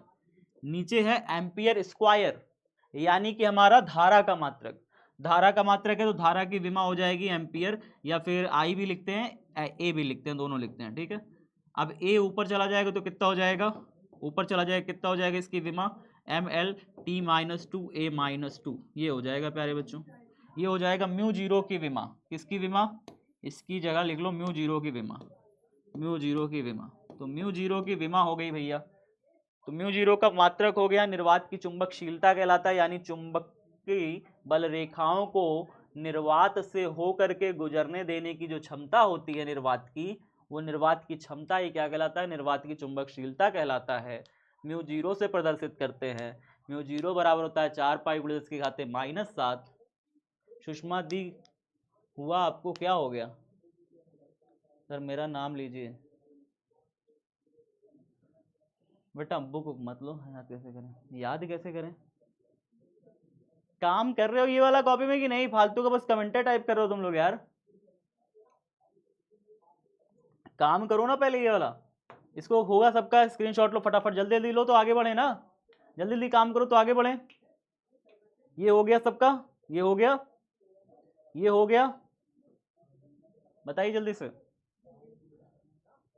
विमा जान गए आप सभी। अब आगे बढ़ते हैं, जो इसका एग्जाम में कभी कभी पूछ लेता है, बायो-सेवर्ट के नियम का सदिश रूप। तो बायो-सेवर्ट के नियम का सदिश रूप जान लेते हैं। बायो-सेवर्ट नियम का सदिश रूप, हेडिंग डालिए सब बच्चे, बायो-सेवर्ट नियम का सदिश रूप। बायो-सेवर्ट नियम का, सेवर्ट कहीं कहीं टा से टमाटर लिखते हैं, कहीं कहीं ता से तरबूज लिखते हैं, दोनों होता है बेटा, ठीक है। तो किताबों में अलग अलग जगह अलग अलग चीजें लिखी रहती है, कहीं कहीं ऐसे सेवर्ट लिखा रहता है, कहीं कहीं सेवर्ट लिखा रहेगा। दरअसल ये सब अंग्रेजी के नाम है ना, अंग्रेजी के सब बाहर के सब वैज्ञानिक थे, तो इंडिया में आके सबका नाम बर्बाद किया जाता है, ठीक है। तो बायो-सेवर्ट के नियम का सदिश रूप, नियम का सदिश रूप, जो हम इन्हें हिंदी में लिखते हैं तो हिंदी में इनके नाम थोड़ा सा अटपटे से हो जाते हैं, समझ रहे हो मेरी बात। चलो इनका सदिश रूप देख लेते हैं कैसे होता है, सदिश रूप देख लेते हैं कैसे होता है, क्योंकि परीक्षा में ये अक्सर पूछ लेता है। तो अभी तो पहले अदिश रूप इसका देखिए, अदिश रूप आपने क्या लिखा, अदिश रूप आपने लिखा था dB बराबर म्यू जीरो अपॉन में 4 पाई, और क्या लिखा था, आई लिखा था, dl लिखा था, साइन थीटा लिखा था, अपॉन में आर स्क्वायर लिखा था, ये लिखा था आपने। ये है इसका अदिश रूप, ये अदिश रूप है। सदिश रूप करने के लिए क्या किया जाता है प्यारे बच्चों, ऊपर नीचे यहाँ पे अगर आप आर कैप से मल्टीप्लाई कर दें, ध्यान से सुनिए, अगर आप इसी को आर कैप से मल्टीप्लाई कर दें, एकांक सदिश से, एकांक स्थिति सदिश से अगर आप इसका मल्टीप्लाई कर दें, तो हमारा ये जो dB है प्यारे बच्चों, dB ना होकर क्या हो जाता है, dB वेक्टर हो जाता है। इस चीज को याद रखिए, ये हमारा सदिश रूप हो जाता है तुरंत, तुरंत है, समझ रहे हैं। नगीन प्रकाशन कह रहा है एक बच्चा, अरे नगीन प्रकाशन कह लेके बैठे हो तो उत्तर प्रदेश में चलती है, नगीन पब्लिकेशन तो उत्तर प्रदेश में चलती है भाई, यहाँ थोड़ी चलती है। नगीन क्या ले लिए, उत्तर प्रदेश के किसी मास्टर से पढ़ लो क्या। नोट्स कब आएगा, अच्छा नोट्स आ जाएगा बाबू, नोट्स आ जाएगा, ठीक है। नोट्स 20 तारीख से स्टार्ट है, 20 तारीख से, आज कितनी तारीख, 13 तारीख है ना, 20 तारीख से शायद पब्लिकेशन वो स्टार्ट है, वितरण स्टार्ट है। दरअसल गुजरात में नोट्स पूरा खत्म हो गया, जितना स्टॉक आया था पूरा खत्म हो गया था, मैंने बात करी थी टीम से तो उन्होंने कहा पूरा स्टॉक खत्म हो गया, तो फिर गुजरात से मंगाया गया था, पर वहाँ दरअसल छपती वहाँ पे, तो आने जाने में थोड़ा सा टाइम लग गया, बाकी अब आ जाएगा तो वितरण तुरंत चालू हो जाएगा और बट के एकदम पहुँच जाएगा फटाफट, ठीक है। 20 तारीख तक मुझे लगता है सबके घर पहुँच भी जाएगी, परेशान नहीं हो, जिन भी बच्चों के नहीं पहुँची है बिल्कुल परेशान नहीं हो, सब आ जाएगा, ठीक है।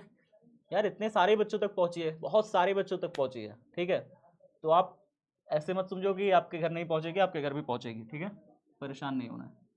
डीबी वेक्टर बराबर म्यू जीरो अपॉन में 4 पाई आई dl साइन थीटा अपॉन में आर स्क्वायर, आर कैप जैसे ही लगाया यहाँ पे किसी भी चीज को देखो, कोई भी अदिश होता है ना, कोई भी अदिश, जैसे मान लो एक्स है, अगर मुझे इसे अभी तो अदिश में है, लेकिन अगर इसे सदिश बनाना है तो मुझे बस एकांक सदिश से गुणा कर देना है।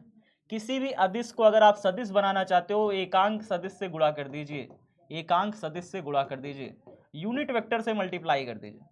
यूनिट वेक्टर से अगर आपने मल्टीप्लाई कर दिया, तो यूनिट वेक्टर एक ऐसी चीज होती है जिसका परिमाण इकाई है लेकिन उसमें दिशा होता है, तो ये दिशा बना देता है, इसको सदिश बना देता है। तो अदिश को अगर सदिश बनाना है तो एकांक सदिश से गुणा कर देना होता है, बस सिंपल है। तो अगर मुझे इसका सदिश रूप चाहिए, मुझे अदिश पता था, मैंने इसको क्या किया, आर कैप से गुणा कर दिया। आर कैप क्या है, एक एकांक सदिश है, एकांक सदिश। तो गुणा करते ही मानिए क्या बन जाएगा प्यारे बच्चों, हमारा बन जाएगा सदिश रूप। लेकिन ये सदिश रूप एग्जाम में नहीं पूछता, ये एग्जाम में नहीं पूछता, तो कौन सा पूछता है सर, एग्जाम में ये वाला पूछता है, ध्यान से देखना। आर कैप बराबर पता है क्या होता है? आर कैप बराबर होता है आर वेक्टर बटे में आर, ये होता है। पहले तो ये याद रखिए, आर कैप बराबर होता है आर वेक्टर बटे आर। मतलब एकांक सदिश जो भी होता है वो आर वेक्टर बटे में आर लिखा जाता है। सर ये कहां से आया? ये आया कुछ नहीं, ये ऐसे है कुल मिला के, ये ऐसे है कुल मिला के। मान लो आपके पास आर है, आपको इसको सदिश बनाना है, इसको सदिश बनाना है, यानी आर वेक्टर बनाना है आपको। आर परिमाण में अदिश है, अभी अदिश है, इसको सदिश बनाना है, आर वेक्टर बनाना है। तो मुझे इसको गुणा कर देना है, किससे गुणा कर देना है बेटा? इसको गुणा कर देना है, क्रॉस करना है, किससे? मतलब गुणा करना है आर कैप से। आर को अगर आर कैप से गुणा कर दिया, एकांक सदिश से गुणा कर दिया, तो क्या बन जाएगा मेरा? यही आर क्या बन जाएगा? आर वेक्टर बन जाएगा। तो अगर मुझे आर कैप चाहिए, आर कैप यानी एकांक सदिश चाहिए, तो मुझे क्या करना होगा? ये आर जो गुणा है इधर भेज दीजिए, तो आर वेक्टर बटे आर। कुछ है थोड़ी, कुछ है थोड़ी। मतलब अगर आपको 3 है आपके पास नंबर, आप इसको 3 वेक्टर बनाना चाहते हैं, 3 वेक्टर बनाना चाहते हैं, तो आपको यहाँ किससे गुणा करना पड़ेगा? 3 कैप से गुणा कर दीजिए। 3 कैप नहीं गुणा करेंगे क्योंकि यहाँ पे परिमाण आपका 3 हो जाएगा। अगर आप यहाँ पे 3 कैप लिखेंगे तो परिमाण 3 हो जाएगा, तो यहाँ पे आप एक कैप, सिंगल एक कैप से गुणा कर दीजिए। एक कैप से गुणा करिएगा तुरंत कितना हो जाएगा? 3 एकम 3 हो जाएगा, और यहाँ पे कैप लगे होने की वजह से ये वेक्टर बन जाएगा। तो अगर आपको यहाँ पे ये एकांक सदिश यानी इसका परिमाण इकाई है, उससे अगर आपने गुणा कर दिया किसी भी अदिश को, तो वो सदिश बदल जाता है, सदिश में बदल जाता है। यही है नियम बेटा, ये कक्षा 11 में सिखाया जाता है आपको, ये कक्षा 11 का पार्ट है। आपको इतना डिटेल में जानना भी नहीं है, आपकी परीक्षा में ये सब नहीं आएगा। आपकी परीक्षा में बस इतना सा आएगा कि फॉर्मूला 4 दे देगा, 4 ऑप्शन दे देगा, कहेगा बताओ इसमें सही कौन सा है। तो सही या तो ये वाला दे सकता है, या तो ये वाला दे देगा जहां पे आर कैप लगा होगा, नीचे आर स्क्वायर होगा। नहीं तो आर कैप की जगह पे वैल्यू रख देगा। आर कैप की जगह पे देखिए वैल्यू रख देता है तो क्या बन जाता है आर कैप? ध्यान से देखिएगा, आर कैप की जगह अगर वैल्यू रख देगा तो क्या रखेगा आर कैप की जगह? बताओगे आर कैप की जगह क्या रखेगा? रखेगा आर वेक्टर बटे में आर, ऐसे रखेगा। आर कैप की जगह वैल्यू रख देगा, आर वेक्टर बटे आर कर देगा, तो आर स्क्वायर और एक आर मल्टीप्लाई हो जाएगा। आर स्क्वायर और आर मल्टीप्लाई होकर निचवा क्या बना लेंगे? बातचीत कर लो बेटा, कर लो बातचीत, कर लो बातचीत, कर लो बातचीत। अब ये कौन लड़का नया नया आ गया है बेटा? बहुत है, मार खाओगे तुम। बातचीत कर लो तुम थोड़ा सा। फिजिक्स से आसान कोई सब्जेक्ट है? फिजिक्स से आसान कोई सब्जेक्ट है? मुझे तो नहीं लगता। लैंग्वेज है? लैंग्वेज तो मैं सब्जेक्ट ही नहीं मानता पहली बात तो। सर को पता नहीं क्यों सब्जेक्ट बनाया। हिंदी, हिंदी तो हम डेली बोलते हैं, इसको सब्जेक्ट होना चाहिए क्या? सब्जेक्ट तो यही 3 है आपके पास, फिजिक्स, केमिस्ट्री, मैथ, इसमें आप सीखते हो कुछ। लैंग्वेज में क्या सीखते हो जी? ठीक है, आगे देखो तो आर आर आर स्क्वायर हो जाएगा तो कितना हो जाएगा? म्यू 0 अपॉन में 4 पाई इंटू में I D L sine theta बटे में कितना हो जाएगा? आर आर का क्यूब, आर क्यूब हो जाएगा, इंटू में आर वेक्टर हो जाएगा। अब यहाँ पे जब कभी ऐसा लिखा मिले कि यहाँ पे आर वेक्टर हो गया, यहाँ डीएल है, तो डीएल और आर यहाँ पे कुछ ऐसे लिखे जाते हैं प्यारे बच्चों, कुछ ऐसे लिखा जाता है, ध्यान से देखिए। डीबी वेक्टर बराबर म्यू 0 अपॉन में 4 पाई, इसको ऐसे लिखा जाएगा आइल, डीएल और आर ऐसे लिखा जाएगा, देखो DL vector cross r vector ऐसे करके, और नीचे लिखा जाएगा आर क्यूब ऐसे करके लिखा जाएगा। ध्यान से देखिए इस चीज को, DL vector cross r vector बटे में आर क्यूब। एक बार फिर से समझा दीजिए, एक बार फिर से समझा दे रहे हैं, कोई दिक्कत नहीं है, एक बार फिर से समझा दे रहे हैं। ध्यान से सुनो, ध्यान से सुनो, ध्यान से सुनो, समझ जाओगे, कोई दिक्कत नहीं। अब कहोगे सर ये साइन थीटा कहाँ चला गया? सर साइन थीटा कहाँ चला गया? देखिए साइन थीटा ऐसे होता है, आपने टाउ बराबर पढ़ रखा है पी साइन थीटा, याद है आप सबको? टाउ बराबर पी साइन थीटा, पहले चैप्टर में ये फॉर्मूला था। जब इसको मैंने ऐसे लिखा था टाउ वेक्टर, इसका भी सदिश रूप ऐसे ही होता है। इसका सदिश लिखोगे तो लिखोगे P vector cross E vector, P vector cross E vector. इस पी और ई को जब खोलते हैं ना, पी ई खुलता है, जब ये पी ई खुलता है तो ये बनता है पी ई साइन थीटा। अभी ये सदिश रूप में P vector cross E vector, इसको क्रॉस पढ़ा जाता है, मल्टीप्लाई नहीं पढ़ाते, इसको क्रॉस पढ़ते हैं, इसको मल्टीप्लाई नहीं पढ़ते, इसको क्रॉस पढ़ते हैं। तो P vector cross E vector को अगर हम गुणा करते हैं, मतलब पी से ई की तरफ क्रॉस करते हैं, तो मिलता है हमें पी ई साइन थीटा, जहां साइन थीटा क्या है आपको पता है? साइन थीटा का जो थीटा कोण है वो पी और ई के बीच बनने वाला कोण है, ये थीटा। ये थीटा क्या है, पी और ई के बीच बनने वाला कोण है। उसी प्रकार से अगर मैं यहाँ पे कहूँ dl vector cross r vector को जब आप खोलोगे, dl vector cross r vector को खोलोगे तो क्या बनेगा, डीएल आर साइन थीटा बनेगा, डीएल आर साइन थीटा बनेगा। समझ में आई बात, डीएल आर साइन थीटा बनेगा जब इनको आप खोलोगे dl vector cross r vector को। और यहाँ पे जो साइन थीटा है वो थीटा एंगल किसके किसके बीच का है, जो साइन थीटा आप देख रहे हैं वो किसके किसके बीच का एंगल है, डीएल और आर के बीच का, डीएल और आर के बीच का। क्या आप देख पा रहे हो, डीएल और आर के बीच बनने वाला कोण था, डीएल ये है, आर ये लंबाई है, डीएल और आर के बीच बनने वाला कोण है कि नहीं है थीटा, बताइए। थीटा कोण किसके किसके बीच का कोण है, डीएल और आर के बीच बनने वाला कोण है। तो यहां पे समझ गए आप, खुला कैसे, DL vector cross r vector जब ये खुलता है तो डीएल आर साइन थीटा बनता है। और जहां पे जो साइन थीटा है प्यारे बच्चों, डीएल और आर के बीच बनने वाला कोण होता है, ये इसका सदिश रूप कहलाता है। किसका, बायो-सेवर्ट के नियम का सदिश रूप कहलाता है। बिल्कुल इसी प्रकार से हमने टाउ बराबर पीई साइन थीटा पढ़ा था, जहां पे P vector cross E vector हम इसे लिखते हैं, जब इसे खोलते हैं ये पीई साइन थीटा बनाता है। ये हमारा कक्षा 11 में सदिश गुणन टॉपिक है। कक्षा 11 में क्या है, सदिश गुणन टॉपिक है। उस सदिश गुणन टॉपिक के अंतर्गत ये चीज बनती है। बात समझ में आई, इसको सदिश गुणन कहते हैं। समझ में आया बात, क्लियर है।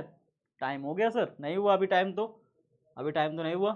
तो बायो-सेवर्ट का नियम समझिए, डीबी वेक्टर बराबर mu 0/4 pi ideal sine theta upon में आर स्क्वायर। फिर से रिपीट कर रहा हूं, ध्यान से देखना बेटा।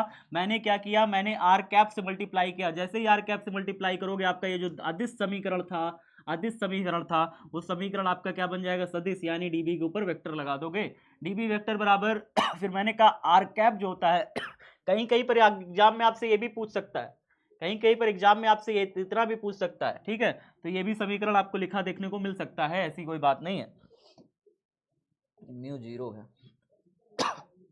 अच्छा, सदिश रूप में ये भी देखने को मिल सकता है, लेकिन अगर इसको थोड़ा सॉल्व कर दिया जाए, सॉल्व करोगे तो क्या हो जाएगा, आर वेक्टर की जगह, आर कैप की जगह हम आर वेक्टर बटे आर लिख सकते हैं। फिर मैंने कहा कि आर और आर स्क्वायर और आर नीचे मल्टीप्लाई होकर आर क्यूब बना लेंगे, ऊपर हमारा आर वेक्टर अभी बैठा हुआ है। फिर मैंने कहा कि डीएल और आर वेक्टर, डीएल और आर वेक्टर अगर मैं इसे सही रूप में लिखूं तो डीएल और आर वेक्टर क्या लिखा जा सकता है, DL vector cross r vector, इस तरीके से लिखा जा सकता है सदिश रूप में। जब इसको वापस खोलोगे तो वापस ऐसे बन जाएंगे। इस तरीके से हमारा ये सदिश रूप बन के तैयार होता है, किसका, बायो-सेवर्ट के नियम का। बात समझ में आ गई, बताओ। इसकी कोई प्रूविंग नहीं करनी है आपको, आपसे ये बहुविकल्पी में पूछता है 1 नंबर में, तो आप प्रूविंग मत करने बैठ जाना बेटा समझ रहे हो, बहुविकल्पी में 1 नंबर से पूछता है। आपका रिपीट करें, हो तो गया रिपीट एक लड़का कह रहा है सर केमिस्ट्री का टाइम चेंज करिए। तो केमिस्ट्री वाले टीचर से बोलो ना बाबू, हम कैसे चेंज करें केमिस्ट्री का टाइम हम कैसे चेंज करेंगे, केमिस्ट्री वाले टीचर से बोलिए, चेंज कर देंगे। बायो-सेवर्ट के नियम का सदिश रूप इतना सारा हो गया आपका। चलिए अब आगे देखते हैं। अगला चीज हम लोग देखने वाले हैं, देखिए कुंडली के, धारावाही कुंडली के, धारावाही कुंडली के, इसको खत्म करेंगे तभी घर जाएंगे। धारावाही कुंडली के केंद्र पर चुंबकीय क्षेत्र, केंद्र पर चुंबकीय क्षेत्र। और एक बच्चे का क्वेश्चन भी है, उसको क्वेश्चन को भी बताना है, चुंबकीय क्षेत्र। एक बच्चे का छोटा सा क्वेश्चन है, उसको भी बताना है।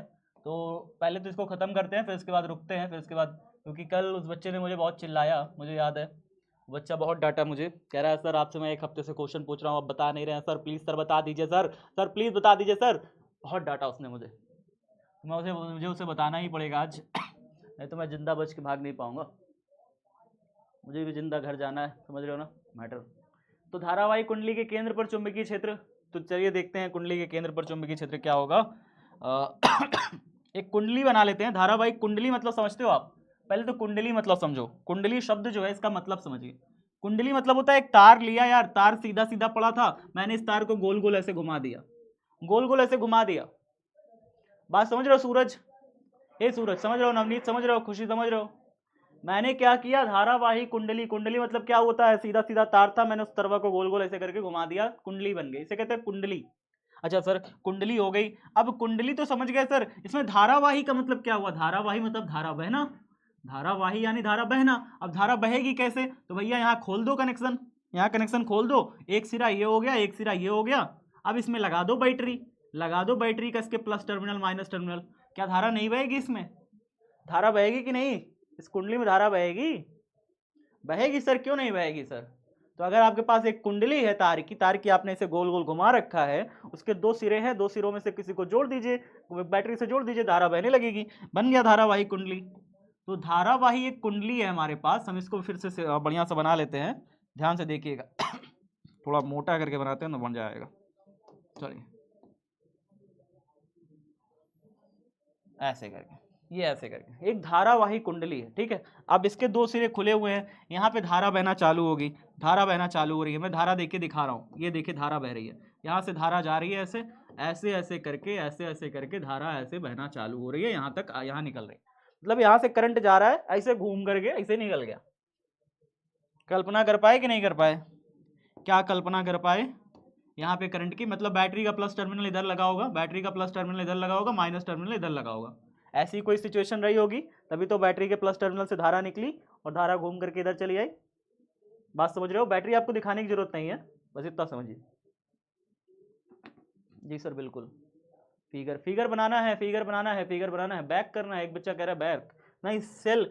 अब बैटरी या सेल, यार देखो सेल और बैटरी में एक ही अंतर है कि जो सेल होता है वो एक होता है, मतलब उसमें दो इलेक्ट्रोड होते हैं, एक पॉजिटिव एक नेगेटिव। बैटरी जो होता है, बैटरी सेलों का संयोजन होता है, मतलब कई सारे सेलों को मिला के बनी होती है, ठीक है। चलो इसे नोट करो। अरे यार बैक कर रहा हूँ मैं, जल्दी जल्दी नोट करो फटाफट। पहला ये था, स्क्रीनशॉट लो, 1 2 3। दूसरा लो 1 2 3 हो गया। तीसरा लो 1 2 3 हो गया। चौथा लो 1 2 3 हो गया। नेक्स्ट, चलो हो गया। अब यहाँ पे नोट करो फटाफट, देखो अब यहाँ पे क्या बह रही है? एक धारा बह रही है, धारा बह रही है बेटा, करंट फ्लो हो रहा है, आई करंट फ्लो हो रहा है, आई करंट निकला था, आई करंट यहाँ से फ्लो होना चालू हुआ, फ्लो होना चालू हुआ, इस तरीके से आई करंट बहा। इसके केंद्र पर आपको चुंबकीय क्षेत्र की तीव्रता निकालनी है, कितना होगा? केंद्र पर चुंबकीय क्षेत्र की तीव्रता निकालनी है। आप कहोगे सर केंद्र पर चुंबकीय क्षेत्र भी होगा? यस, इसके केंद्र पर चुंबकीय क्षेत्र होगा। क्यों होगा सर? देखो बेटा आप खुद सोचो, अगर ये तार था, तार के पास में चुंबकीय क्षेत्र था कि नहीं? तार के पास में चुंबकीय क्षेत्र था कि नहीं? अगर इस तरवा को इसे घुमा दोगे, तरवा को घुमा दोगे, तब तो चुंबकीय क्षेत्र रहेगा ही भाई। तार को घुमा दोगे क्या सेंटर बन जाएगा तो चुंबकीय क्षेत्र नहीं रहेगा वहां पे? बिल्कुल रहेगा सर, रहेगा ना। तो फिर यहाँ पे तार के केंद्र पर हमें चुंबकीय क्षेत्र निकालना है, इस कुंडली के केंद्र पर चुंबकीय क्षेत्र हमें निकालना है, कितना होगा? तो सर कैसे निकालते हैं चुंबकीय क्षेत्र? ऐसे निकालते हैं, ध्यान से देखना बेटा, बहुत ध्यान से देखना। तार पर ले लेंगे कोई भी डीएल अल्पांश। क्या ले लेंगे? डीएल अल्पांश ले लेंगे, डीएल अल्पांश, छोटा सा लंबाई ले लेंगे, डीएल लंबाई। अब तार पर इस छोटी सी लंबाई के कारण अगर मैं सेंटर पर चुंबकीय क्षेत्र की तीव्रता निकालूं और इसकी त्रिज्या पूरी मैं कुंडली की मान लूं आर। क्या मैं मान लूं कुंडली की त्रिज्या आर मैं मान लूं, तो क्या आपको पता है इस डीएल और आर के बीच में कितना एंगल बनेगा? कौन बच्चा मुझे सही सही जवाब दे सकता है, इस डीएल और इस आर के बीच में कितना एंगल बन रहा है? 0 बन रहा है, 180 बन रहा है, कुछ बच्चे 90 कह रहे हैं, कुछ बच्चे 180 कह रहे हैं। चलो बेटा ध्यान से देखना, ध्यान से देखना, समझ जाओगे। बहुत आसान है, बहुत कठिन नहीं है, बहुत आसान है। देखो मान लो एक वृत्त है, इस वृत्त है, इस वृत्त पर मुझे इस पॉइंट पर मान लो डीएल लिया है। डीएल मतलब सूक्ष्म अल्पांश लंबाई। इस वृत्त पर एक छोटी सी, ये तार था पूरा लंबाई का, अब मैंने इस पर एक छोटा सा अल्पांश यानी छोटा सा टुकड़ा डीएल ले लिया। इस डीएल अल्पांश के कारण अगर मैं केंद्र पर चुंबकीय क्षेत्र निकाल रहा हूं तो यहां से मिलाने वाली रेखा आर है। आपको पता है ये डीएल और आर के बीच में कितना एंगल बनेगा? जब निकालना होता है एंगल तो क्या करते हैं, जब एंगल निकालना होता है तो हम क्या करते हैं, देखना, इस डीएल पर स्पर्श रेखा इसे खींच लो, डीएल पर स्पर्श रेखा खींच लो बेटा, डीएल पर स्पर्श रेखा खींच लो। अब बताओ ये वाली लाइन और ये वाली लाइन के बीच कितना एंगल बन रहा है? बताओ ये वाली लाइन के बीच कितना एंगल बन रहा है? डीएल की डायरेक्शन किधर होगी? डीएल की डायरेक्शन ऐसे निकालते हैं, अगर वृत्त पर डीएल की डायरेक्शन निकाल रहे हो तो वृत्त पर स्पर्श रेखा खींच लो। अगर यहां पे अगर आपको डीएल लेना है, यहां पे डीएल लेना है तो यहां पे स्पर्श रेखा ऐसे खींच लो, यहां से ऐसे सेंटर को मिलाने वाली रेखा आर हो गई, ये दूरी आर हो गई। डीएल और आर के बीच में कितना एंगल बन गया? 90 डिग्री। यहां पे कितना एंगल बन गया? 90 डिग्री। तो डीएल और आर के बीच जो एंगल थीटा बन रहा है वो हमें चाहिए, क्योंकि यहां पे जो चुंबकीय क्षेत्र है वो थीटा एंगल की साइन पर निर्भर करेगा।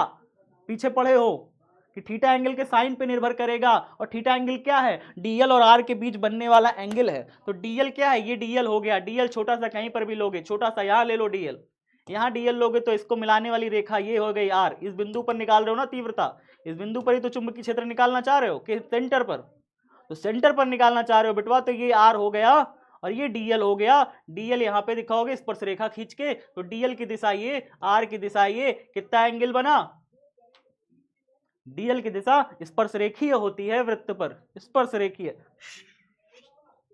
समझ पाए, अल्पांश, डीएल इज अल्पांश। Repeat repeat repeat repeat. बेटा सो रहे थे क्या, थोड़ा सा सो गए थे, इतना बढ़िया कंसेप्ट बता दिए, कह रहे हो रिपीट। यही रिपीट करोगे फिर कहोगे सर छुट्टी, यही रिपीट वाले हैं, फिर रिपीट करने के बाद कहते हैं सर छुट्टी। रिपीट हो चाहे छुट्टी हो, चाहे दोनों चीज एक साथ तो ना मिल पाई भाई।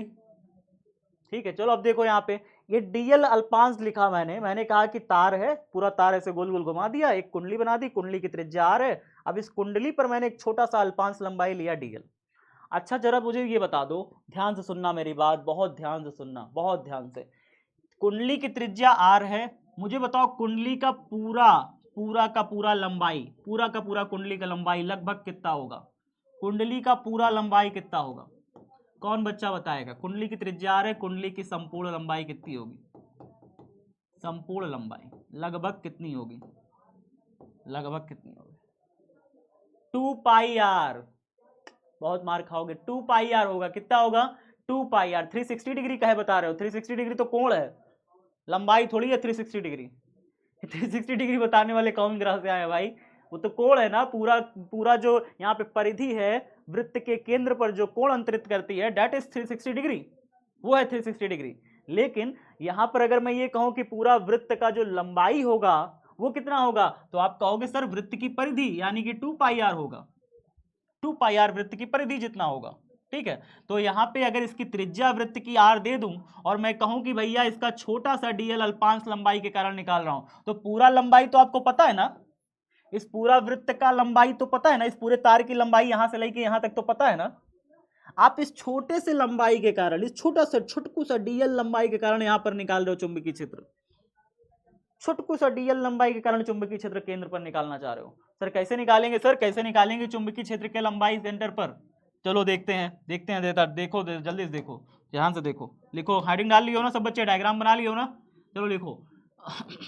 माना कोई वृत्ताकार धारावाही कुंडली, वृत्ताकार धारावाही कुंडली, वृत्ताकार धारावाही कुंडली, धारावाही कुंडली, कुंडली जिसकी त्रिज्या आर है, जिसकी त्रिज्या आर है, जिसकी त्रिज्या क्या है, स्मॉल आर है, तथा जिसमें धारा आई किधर से किधर बह रही है, दक्षिणावर्ती बह रही है कि वामावर्त बह रही है, जिसमें धारा आई वामावर्त बह रही है कि दक्षिणावर्त, घड़ी की सुई की दिशा में बह रही है कि घड़ी की सुई की उल्टी दिशा में, शुभांशु बता रहे हो, हे शुभांशु स्लो हो गए क्या, साहिना, आदित्य क्या हो गया, गौरव, महिमा, मनीष, हाँ तो वामावर्त है ना, वृत्त का वामावर्त यानी कि घड़ी की सुई के उल्टा दिशा में है, धारा की दिशा घड़ी की सुई की उल्टा दिशा में है। माना कोई वृत्ताकार धारावाही कुंडली जिसकी त्रिज्या स्मॉल आर है तथा जिसमें धारा आई वामावर्त प्रवाहित है तब कुंडली के केंद्र पर चुंबकीय क्षेत्र, कुंडली के डीएल अल्पांश के कारण, यहां पे लिखिए डीएल अल्पांश के कारण, केंद्र पर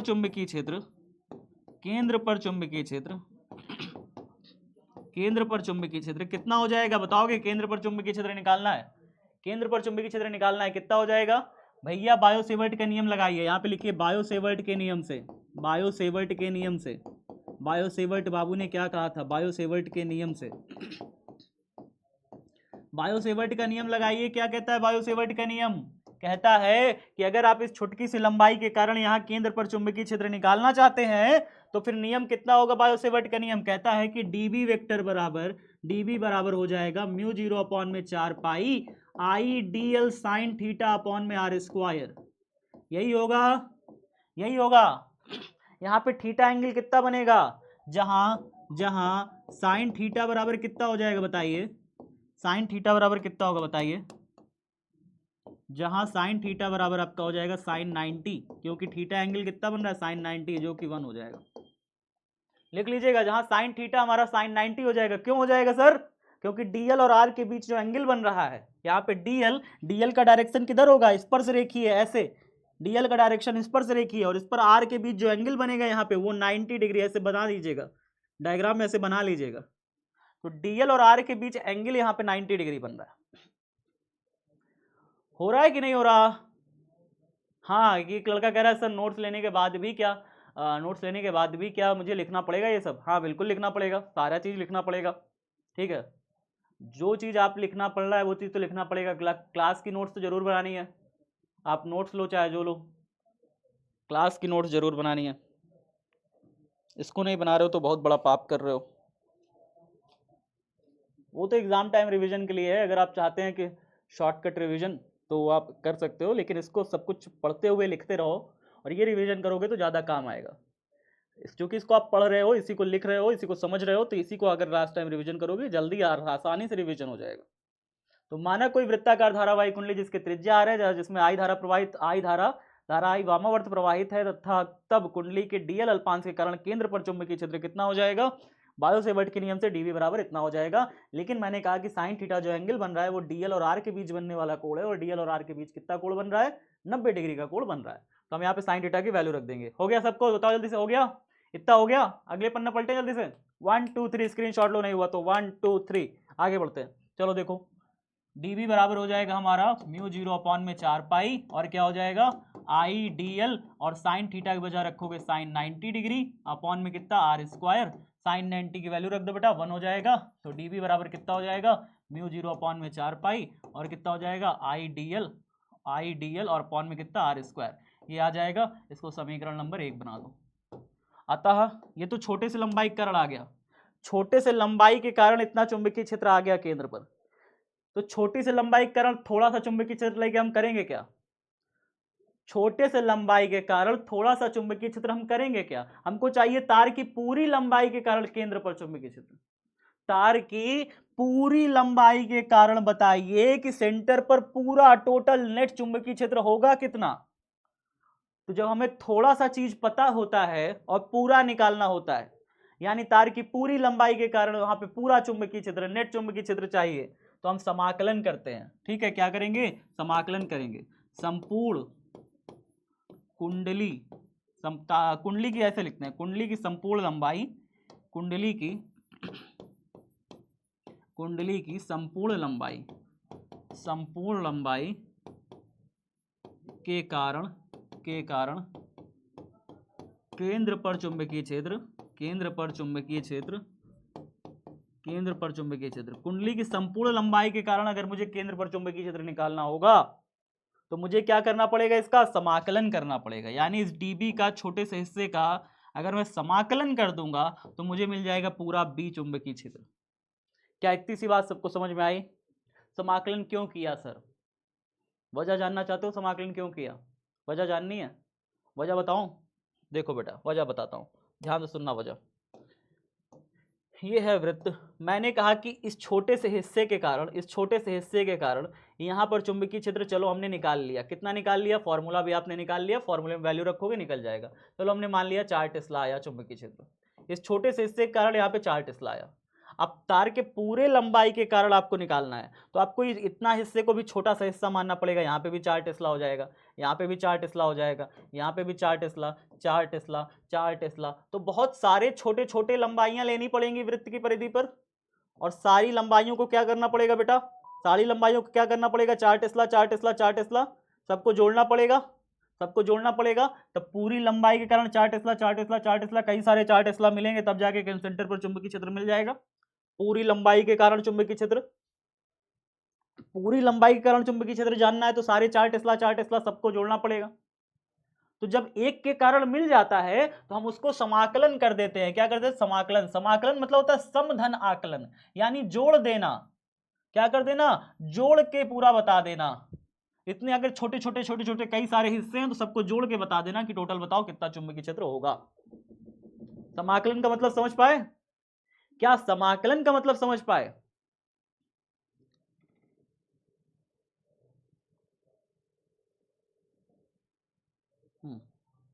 हिसाब सही लग रहा है।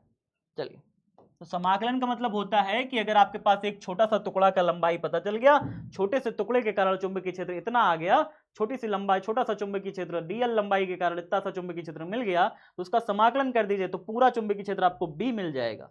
डीबी का क्या करेंगे? डीबी तो थोड़ा सा चुंबकीय क्षेत्र है, आप इसका समाकलन कर दीजिए तो पूरा बी आपको चुंबकीय क्षेत्र मिल जाएगा। माने तार की पूरा लंबाई के कारण सेंटरवा पे चुंबकीय क्षेत्र कितना है वो पता चल जाए। तो भैया कितना चुंबकीय क्षेत्र है? समाकलन करिए, म्यू 0 बटे में 4 पाई आई डी एल बटे में आर स्क्वायर। बेटा इस सब में कांस्टेंट कौन है? कांस्टेंट कौन है? नियत कौन है? जो नियत होगा वो समाकलन से शांति से बाहर आ जाता है। आपको ये बात बता दूं, जो नियत होगा उसका समाकलन नहीं होता। देखो, अगर ये वृत्ताकार कुंडली है प्यारे बच्चों, तो अगर यहां से दूरी लेगा, यहां पे अगर आप डीएल लंबाई लेंगे, यहां पे डीएल लंबाई लेंगे, तो यहां से यहां तक की भी दूरी तो आर आएगी। यहां पर डीएल लंबाई लेंगे तो यहां से यहां तक की भी दूरी आर आएगी। तो आर तो आप कहीं भी डीएल ले लें, डीएल आप कहीं पे भी ले लें, क्या आर लंबाई इसकी कांस्टेंट है? आर जो दूरी है परिधि से केंद्र के बीच की दूरी है, क्या वो बदलेगी? परिधि से केंद्र के बीच की दूरी क्या बदलेगी? बदलेगी दूरी। यहां पे डीएल ले लें तो परिधि से केंद्र के बीच में थोड़ी बदल जाएगी। अगर वृत्त है मेरा तो वृत्त तो कॉन्सेंट्रिक होता है ना, वृत्त तो पूरा वृत्ताकार होता है। परिधि से कहीं कहीं पे भी परिधि पर कोई भी डीएल लेंगे, सेंटर के बीच की दूरी तो तय रहती है परिधि से। तो डीएल में मेरा आर तो कांस्टेंट रहने वाला है, आर तो फिक्स रहने वाला है, आर फिक्स है। चलो आर फिक्स है, कहीं पर भी डीएल पे लेंगे परिधि पर वो आर फिक्स है। धारा क्या फिक्स है? धारा फिक्स है। जब सबको जोड़ोगे, सारे हिस्सों को जोड़ोगे, तो यहां पे जितनी धारा बह रही है वहां भी उतनी धारा बहेगी, यहां भी इतनी धारा, वहां भी उतनी धारा, सब जगह तो आइए धारा बह रही है। तो धारा क्या फिक्स है? पूरे टुकड़े पर, पूरे टुकड़े में धारा फिक्स है। हाँ सर, आई भी फिक्स है, आई भी फिक्स है, तो धारा भी फिक्स है, आर भी फिक्स है। म्यू 0 4 पाई तो ये तो पहले ही कांस्टेंट होता है, ये तो पहले ही नियत है। तो सब अगर बाहर आ गए तो अंदरवा कौन बचा? म्यू 0 4 पाई बाहर आ गया, आई बाहर आ गया, नीचे से आर स्क्वायर बाहर आ गया, अंदर बचा सिर्फ टुकड़ा डीएल, डीएल लंबाई का टुकड़ा बचा, डीएल लंबाई का टुकड़ा बचा बेटा। अब जरा मुझे बताइए, डीएल लंबाई का जो टुकड़ा है अगर मैं उसको समाकलन कर दूं तो क्या निकल के आएगा? क्या निकल के आएगा? कौन बच्चा होशियार है जो मुझे बता दे कि अगर मैं यहाँ पे छोटा सा डीएल ले लूं, यहाँ पे छोटा सा डीएल ले लूं, यहाँ पे छोटा सा डीएल ले लूं, इसकी त्रिज्या आर है, तो सारे डीएलों को अगर मैं जोड़ दूंगा, सारे डीएलों को जोड़ दूंगा यानी समाकलन कर दूंगा, तो पूरे वृत्त की परिधि आ जाएगी। और पूरे वृत्त की परिधि कितनी होती है? 2 पाई आर। क्या बात समझ पाए? डीएल एक छोटा सा टुकड़ा है, उसका समाकलन करने का मतलब क्या हुआ? उसका समाकलन करने का मतलब हुआ DL DL DL DL DL DL, सारे डीएल को जोड़ देना, यही होता है समाकलन। सारे डीएल जोड़ दूंगा तो वृत्त की परिधि मिल जाएगी, और वृत्त की परिधि कितनी होती है? 2 पाई आर। बात समझ में आ रहा है ना? तो यहां पे क्या मिल जाएगा? इस डीएल का समाकलन करेंगे तो क्या मिलेगा? 2 पाई आर मिलेगा। तो हम क्या लिखेंगे इसको? देखो ऐसे लिखेंगे, बी बराबर म्यू 0 4 पाई आई बटे आर स्क्वायर, म्यू 0 बटे में 4 पाई आई बटे में आर स्क्वायर। इनटू में क्या लिखेंगे? इनटू में डीएल का समाकलन कितना आया? डीएल का समाकलन आया बेटा 2 पाई आर, तो लिख दो 2 पाई आर। कुछ कटेगा? कुछ कटेगा ऊपर नीचे? कट जाएगा सर, पाई से पाई कट जाएगा, 2 से 4 कट जाएगा 2 बार में, एक आर से एक आर वो कट जाएगा। तो आंसर क्या मिला हमें? आंसर मिला हमें बी बराबर, इसके नीचे बेटा यहां लिख लेना, मैं यहां नीचे ही लिख दे रहा हूं, म्यू 0 बटे में 2, म्यू 0 बटे में 2, आई ऊपर वह बचा, नीचे आर बचा, आई बचा नीचे आर बचा, यही मिला बस हमें। बताओ समझ पाए कि नहीं समझ पाए यहां तक? बस छुट्टी कर देंगे, जल्दी से बताओ। एक बार रिपीट कर रहा हूं, ध्यान से देखना बेटा, एक बार रिपीट कर रहा हूं, ध्यान से देखो। मैंने क्या किया? पहले फॉर्मूला लगा दिया बायो-सेवर्ट का नियम, डीएल अल्पांश था, डीएल अल्पांश, मैंने कहा इस अल्पांश के कारण केंद्र पर चुंबकीय क्षेत्र निकालना है, मैंने कहा ये फॉर्मूला लग जाएगा, वृत्ताकार कुंडली के केंद्र पर चुंबकीय क्षेत्र आप निकाल सकते हो ये फॉर्मूला लगा के, अपना बायो-सेवर्ट का नियम लगा के। यहाँ पे आई क्या है? धारा जो बह रही है कुंडली में, डीएल क्या है? छोटा सा अल्पांश लंबाई है कुंडली पर, साइन थीटा क्या है? डीएल और आर के बीच बनने वाला कोण है, और आर क्या है बेटा? यहां से लेकर के यहां तक जो वृत्त की या वृत्ताकार कुंडली की जो त्रिज्या है वो हो जाएगा आर। ठीक है, चलिए सर आगे देख के मैंने कहा कि भैया साइन थीटा में साइन 90 रख देंगे क्योंकि डीएल और आर के बीच में 90 डिग्री का कोण बन रहा है। फिर यहाँ पे मैंने कहा साइन 90 का वैल्यू तो 1 होता है, तो 1 से गुणा करोगे डीएल तो डीएल बचेगा, है ना। अब आगे फिर मैंने कहा कि भैया आपको क्या करना होगा, छोटा सा हिस्सा थोड़ी चाहिए, छोटा सा चुंबकीय क्षेत्र थोड़ी चाहिए, छोटा सा लंबा इक्करण क्या करोगे, पूरे तार का लंबा इक्करण निकालो। तो पूरे तार का लंबा इक्करण क्या करना पड़ेगा, इस छोटे से चुंबकीय क्षेत्र का समाकलन कर दिया। समाकलन किया तो इसको रख दिया अंदर रख करके, डीबी का वैल्यू पूरा रखा, डीबी का जो भी वैल्यू निकाल के लाए थे डीबी की जगह पे उठा के रख दिया। अब आगे यहाँ पे जो कांस्टेंट है समाकलन से बाहर आ गया, म्यू 0 4 पाई कांस्टेंट है, ये तो फिक्स है, 10 की घाते -7 होता है इसका मात्रक, इसका मान तो 10 की घाते -7 है, फिक्स है, ये तो बदल नहीं सकता, 10 की घाते -8 तो हो ही नहीं सकता, कांस्टेंट है ये। तो जो कांस्टेंट है वो समाकलन से बाहर आ जाता है, तो ये भी समाकलन से बाहर आ गया, आई और आर स्क्वायर भी समाकलन से बाहर आ गया, क्योंकि धारा भी हर टुकड़े पर फिक्स रहेगी, और आर जो है, जो दूरी है हर टुकड़े से केंद्र के बीच की दूरी, वो भी बराबर है, आर भी है फिक्स। डीएल जो है वो लंबाई जो है डीएल हर जगह पर अलग अलग ले सकते हो, क्योंकि डीएल आपने कल्पना करी है ना, लंबाई आपने अल्पांश कल्पना किया है कि डी अल्पांश कितना भी हो सकता है, तो अल्पांश चूंकि कल्पित है इसलिए मैंने इसको समाकलन के अंदर रखा। फिर मैंने कहा सारे अल्पांशों को अगर तुम जोड़ भी दोगे ना, समाकलन कर भी दोगे तो आपको मिलेगा तो 2 पाई आर, मैंने 2 पाई आर लिख दिया। फिर मैंने पाई से पाई काटा, 2 से 4 काटा, आर से आर काटा, मिल गया फॉर्मूला। बताओ फॉर्मूला मिला, हो गया सबका, हो गया, हो गया, रिपीट भी हो गया। अब बस जिसको जाना हो चला जाए, जिसको जाना हो चला जाए। मैं एक क्वेश्चन करा दूंगा क्योंकि एक बच्चे ने बहुत परेशान किया, क्वेश्चन पूछा, तो मैं एक क्वेश्चन जो है उसके लिए लाया हूँ। ये क्वेश्चन आपका आया हुआ है, एग्जाम में क्वेश्चन आया हुआ था, बहुत पहले आया हुआ था, अब इस तरह क्वेश्चन आते भी नहीं है, लेकिन देख लो अगर करना चाहते हो तो कैसे होगा बेटा। इसमें क्या करते हैं ना हम लोग, एक पास ये कह रहा है कि x1 और x2 के बीच विभवांतर ज्ञात करिए। x1 यहाँ पे है, x2 यहाँ पे है, तो पहले तो यहाँ पे देखिए दो बैटरी जुड़ी हुई है, एक 20 वोल्ट की बैटरी यहाँ जुड़ी है, नेगेटिव टर्मिनल ये है, पॉजिटिव टर्मिनल ये है। एक यहाँ पे 4 वोल्ट की बैटरी जुड़ी है, माइनस टर्मिनल ये, प्लस टर्मिनल ये। लेकिन एक चीज ध्यान से देखोगे तो माइनस टर्मिनल इस बैटरी का इस वाले बैटरी के माइनस टर्मिनल से कनेक्टेड है, प्लस टर्मिनल इस बैटरी का इस बैटरी के प्लस टर्मिनल से कनेक्टेड है। क्या ये चीज नोटिस किए, प्लस प्लस कनेक्टेड है, माइनस माइनस कनेक्टेड है। हाँ सर, जब ऐसा कभी होता है प्लस प्लस कनेक्टेड है, माइनस माइनस कनेक्टेड है, तो फिर हम क्या करते हैं प्यारे साथियों, ध्यान से देखना, हम लोग ऐसी स्थिति में क्या करते हैं, जितना वोल्टेज इसका यहाँ पे रहेगा उसके इस वोल्टेज में से घटा देंगे, ज्यादा वोल्ट वाले से कम वोल्ट घटा देंगे, तो कुल विद्युत वाहक बल आ जाएगा, कुल विद्युत वाहक बल।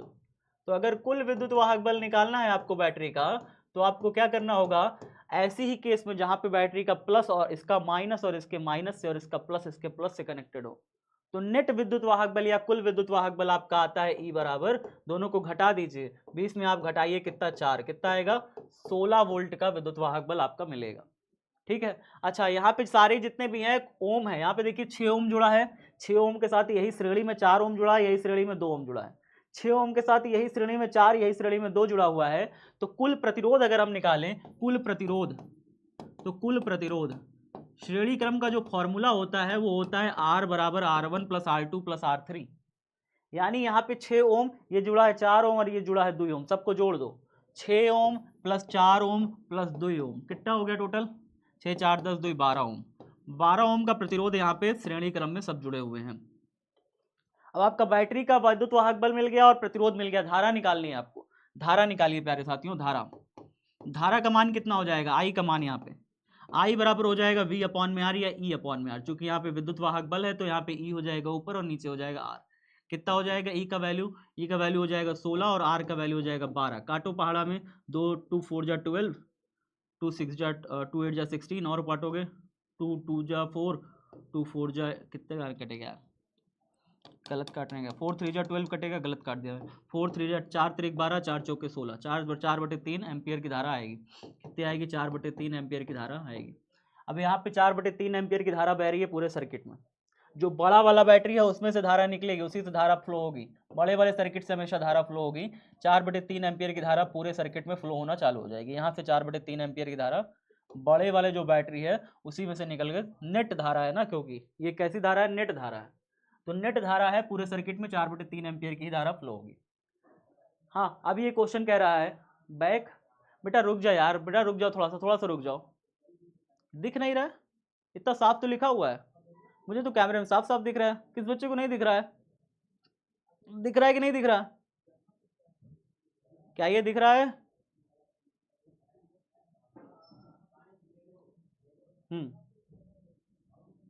चलो अब देखो जरा ध्यान से देखो, 4/3 एम्पियर की धारा जा रही है। अब यहाँ पे क्या निकालना है, x1 और x2 के बीच का विभवांतर निकालना है। जब ऐसा केस होता है प्यारे बच्चों कि दो बिंदुओं के बीच का विभवांतर, तो ये वाला बिंदु ले लो, ये वाला बिंदु ले लो, इसके बीच का देखो बिंदु लो, vx1 लिखो, माइनस करो vx2 करो, माइनस vx2, ऐसे vx1 माइनस vx2, ऐसे करो ऐसे करो ऐसे करो। दो बिंदुओं के बीच का विभवांतर ऐसे निकालते हैं, vx1 माइनस vx2, विभवांतर बराबर कितना हो जाएगा, बराबर कितना हो जाएगा, 4 ओम यहाँ पे करंट है। देखिए इस 4 ओम से यहाँ पे कुछ करंट जा रही है, इस 4 ओम में कितनी करंट जा रही है, इस 4 ओम में कितनी करंट जा रही है, तो यहाँ पे धारा गुणे प्रतिरोध करेंगे, धारा गुणे प्रतिरोध, I इंटू आर होता है ना, I इंटू आर होता है धारा गुणे प्रतिरोध, यानी 4/3 का गुणा धारा का, धारा आ रही थी 4/3 एम्पियर, देखो 4/3 एम्पियर धारा आ रही है, इसमें जा रही है 4 ओम में, तो 4 ओम यहाँ पे गुणा कर दीजिए। यहाँ पे क्या किया, धारा गुणे प्रतिरोध I इंटू आर किया, I इंटू आर, ये वाला। फिर उसके बाद प्लस करो, यहाँ पे एक और बैटरी तो जुड़ी हुई है 4 वोल्ट की, 4 वोल्ट की बैटरी जुड़ी हुई है, ऐसे सॉल्व करो इसे, कितना हो जाएगा, 4 चौके 16/3, प्लस में यहाँ पे 4, थोड़ा सा एलसीएम ले लो, 4 त्रिक 12, ऊपर क्या हो जाएगा, नीचे एलसीएम आ जाएगा 3, 16 प्लस में 4 त्रिक 12, कितना हो गया, 6 2 8 1 1 2, 28/3, 28/3 वोल्ट इसका आंसर आ जाएगा बेटा, खत्म। यही हो गया 28/3 वोल्ट x1 और x2 के बीच का विभवांतर, x1 और x2 के बीच का विभवांतर। यहाँ पे देखो दो बैटरी जुड़ी थी, पहले नोट इसका प्रतिरोध और इसकी धारा का गुणा करके पहले ये पता करो कि इस जो यहाँ पे प्रतिरोध जुड़ा हुआ है इसके सिरों पर कितना वोल्टेज है। इसके सिरों पर वोल्टेज तो पता है 4 वोल्ट, तो पहले ये पता करो इसके सिरों पर कितना वोल्टेज है, इसके सिरों पर कितना वोल्टेज बंटवारा हुआ है वो कैसे पता चलेगा, जब आप इसमें से बहने वाली धारा जो कि 4/3 एम्पियर है, धारा को प्रतिरोध से गुणा कर दोगे, धारा को V बराबर होता है ना I इंटू आर, जब आर को I से गुणा कर दोगे तो इसके सिरों पर कितना वोल्टेज है वो पता चल जाएगा। इसके सिरों पर वोल्टेज तो 4 वोल्ट है, तो इन दोनों बिंदुओं के बीच यही दुई चीज तो है, x1 और x2 के बीच में यही दुई चीज है। तो एक तो मैंने लिख लिया धारा गुणे प्रतिरोध करके, इसको लिख लिया और 4 वोल्ट यहाँ पे रख दिया, दोनों को जोड़ दिया मैंने कहा आ गया आंसर 28/3 वोल्ट। ठीक है, यही है आपका फाइनल आंसर।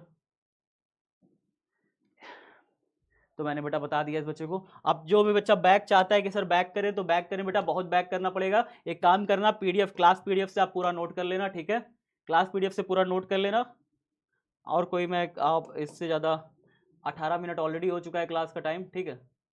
ओ मैं हेडिंग डाल के लाया था घर से, पर कोई बात नहीं, हेडिंग मैंने क्लास में ही डाल दी। फास्ट ट्रैक रिवीजन हो जाए।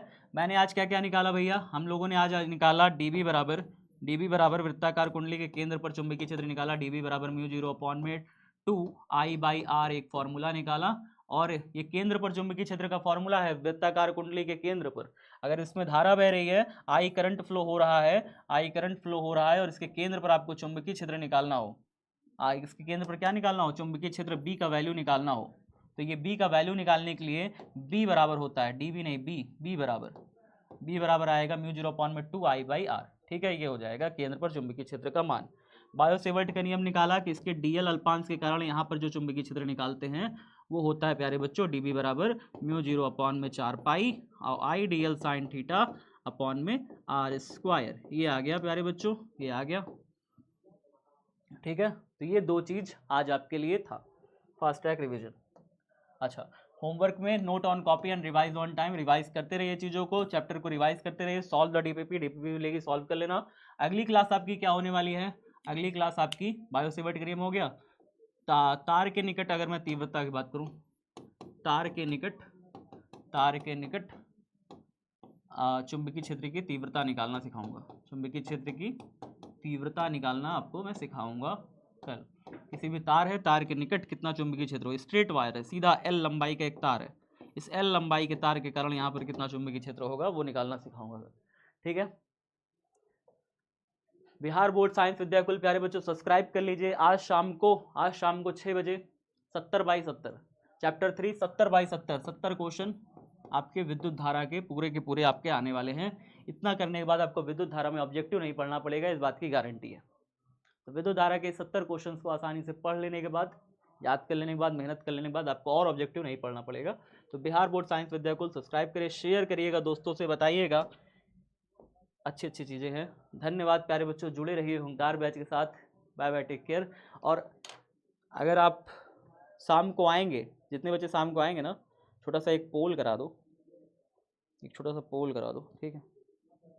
मुझे उम्मीद है कि आपको क्लास में मज़ा तो आया होगा। साथ साथ लिखते चलते हैं तो मज़ा तो आता है ना, बताइए जल्दी से। चलिए,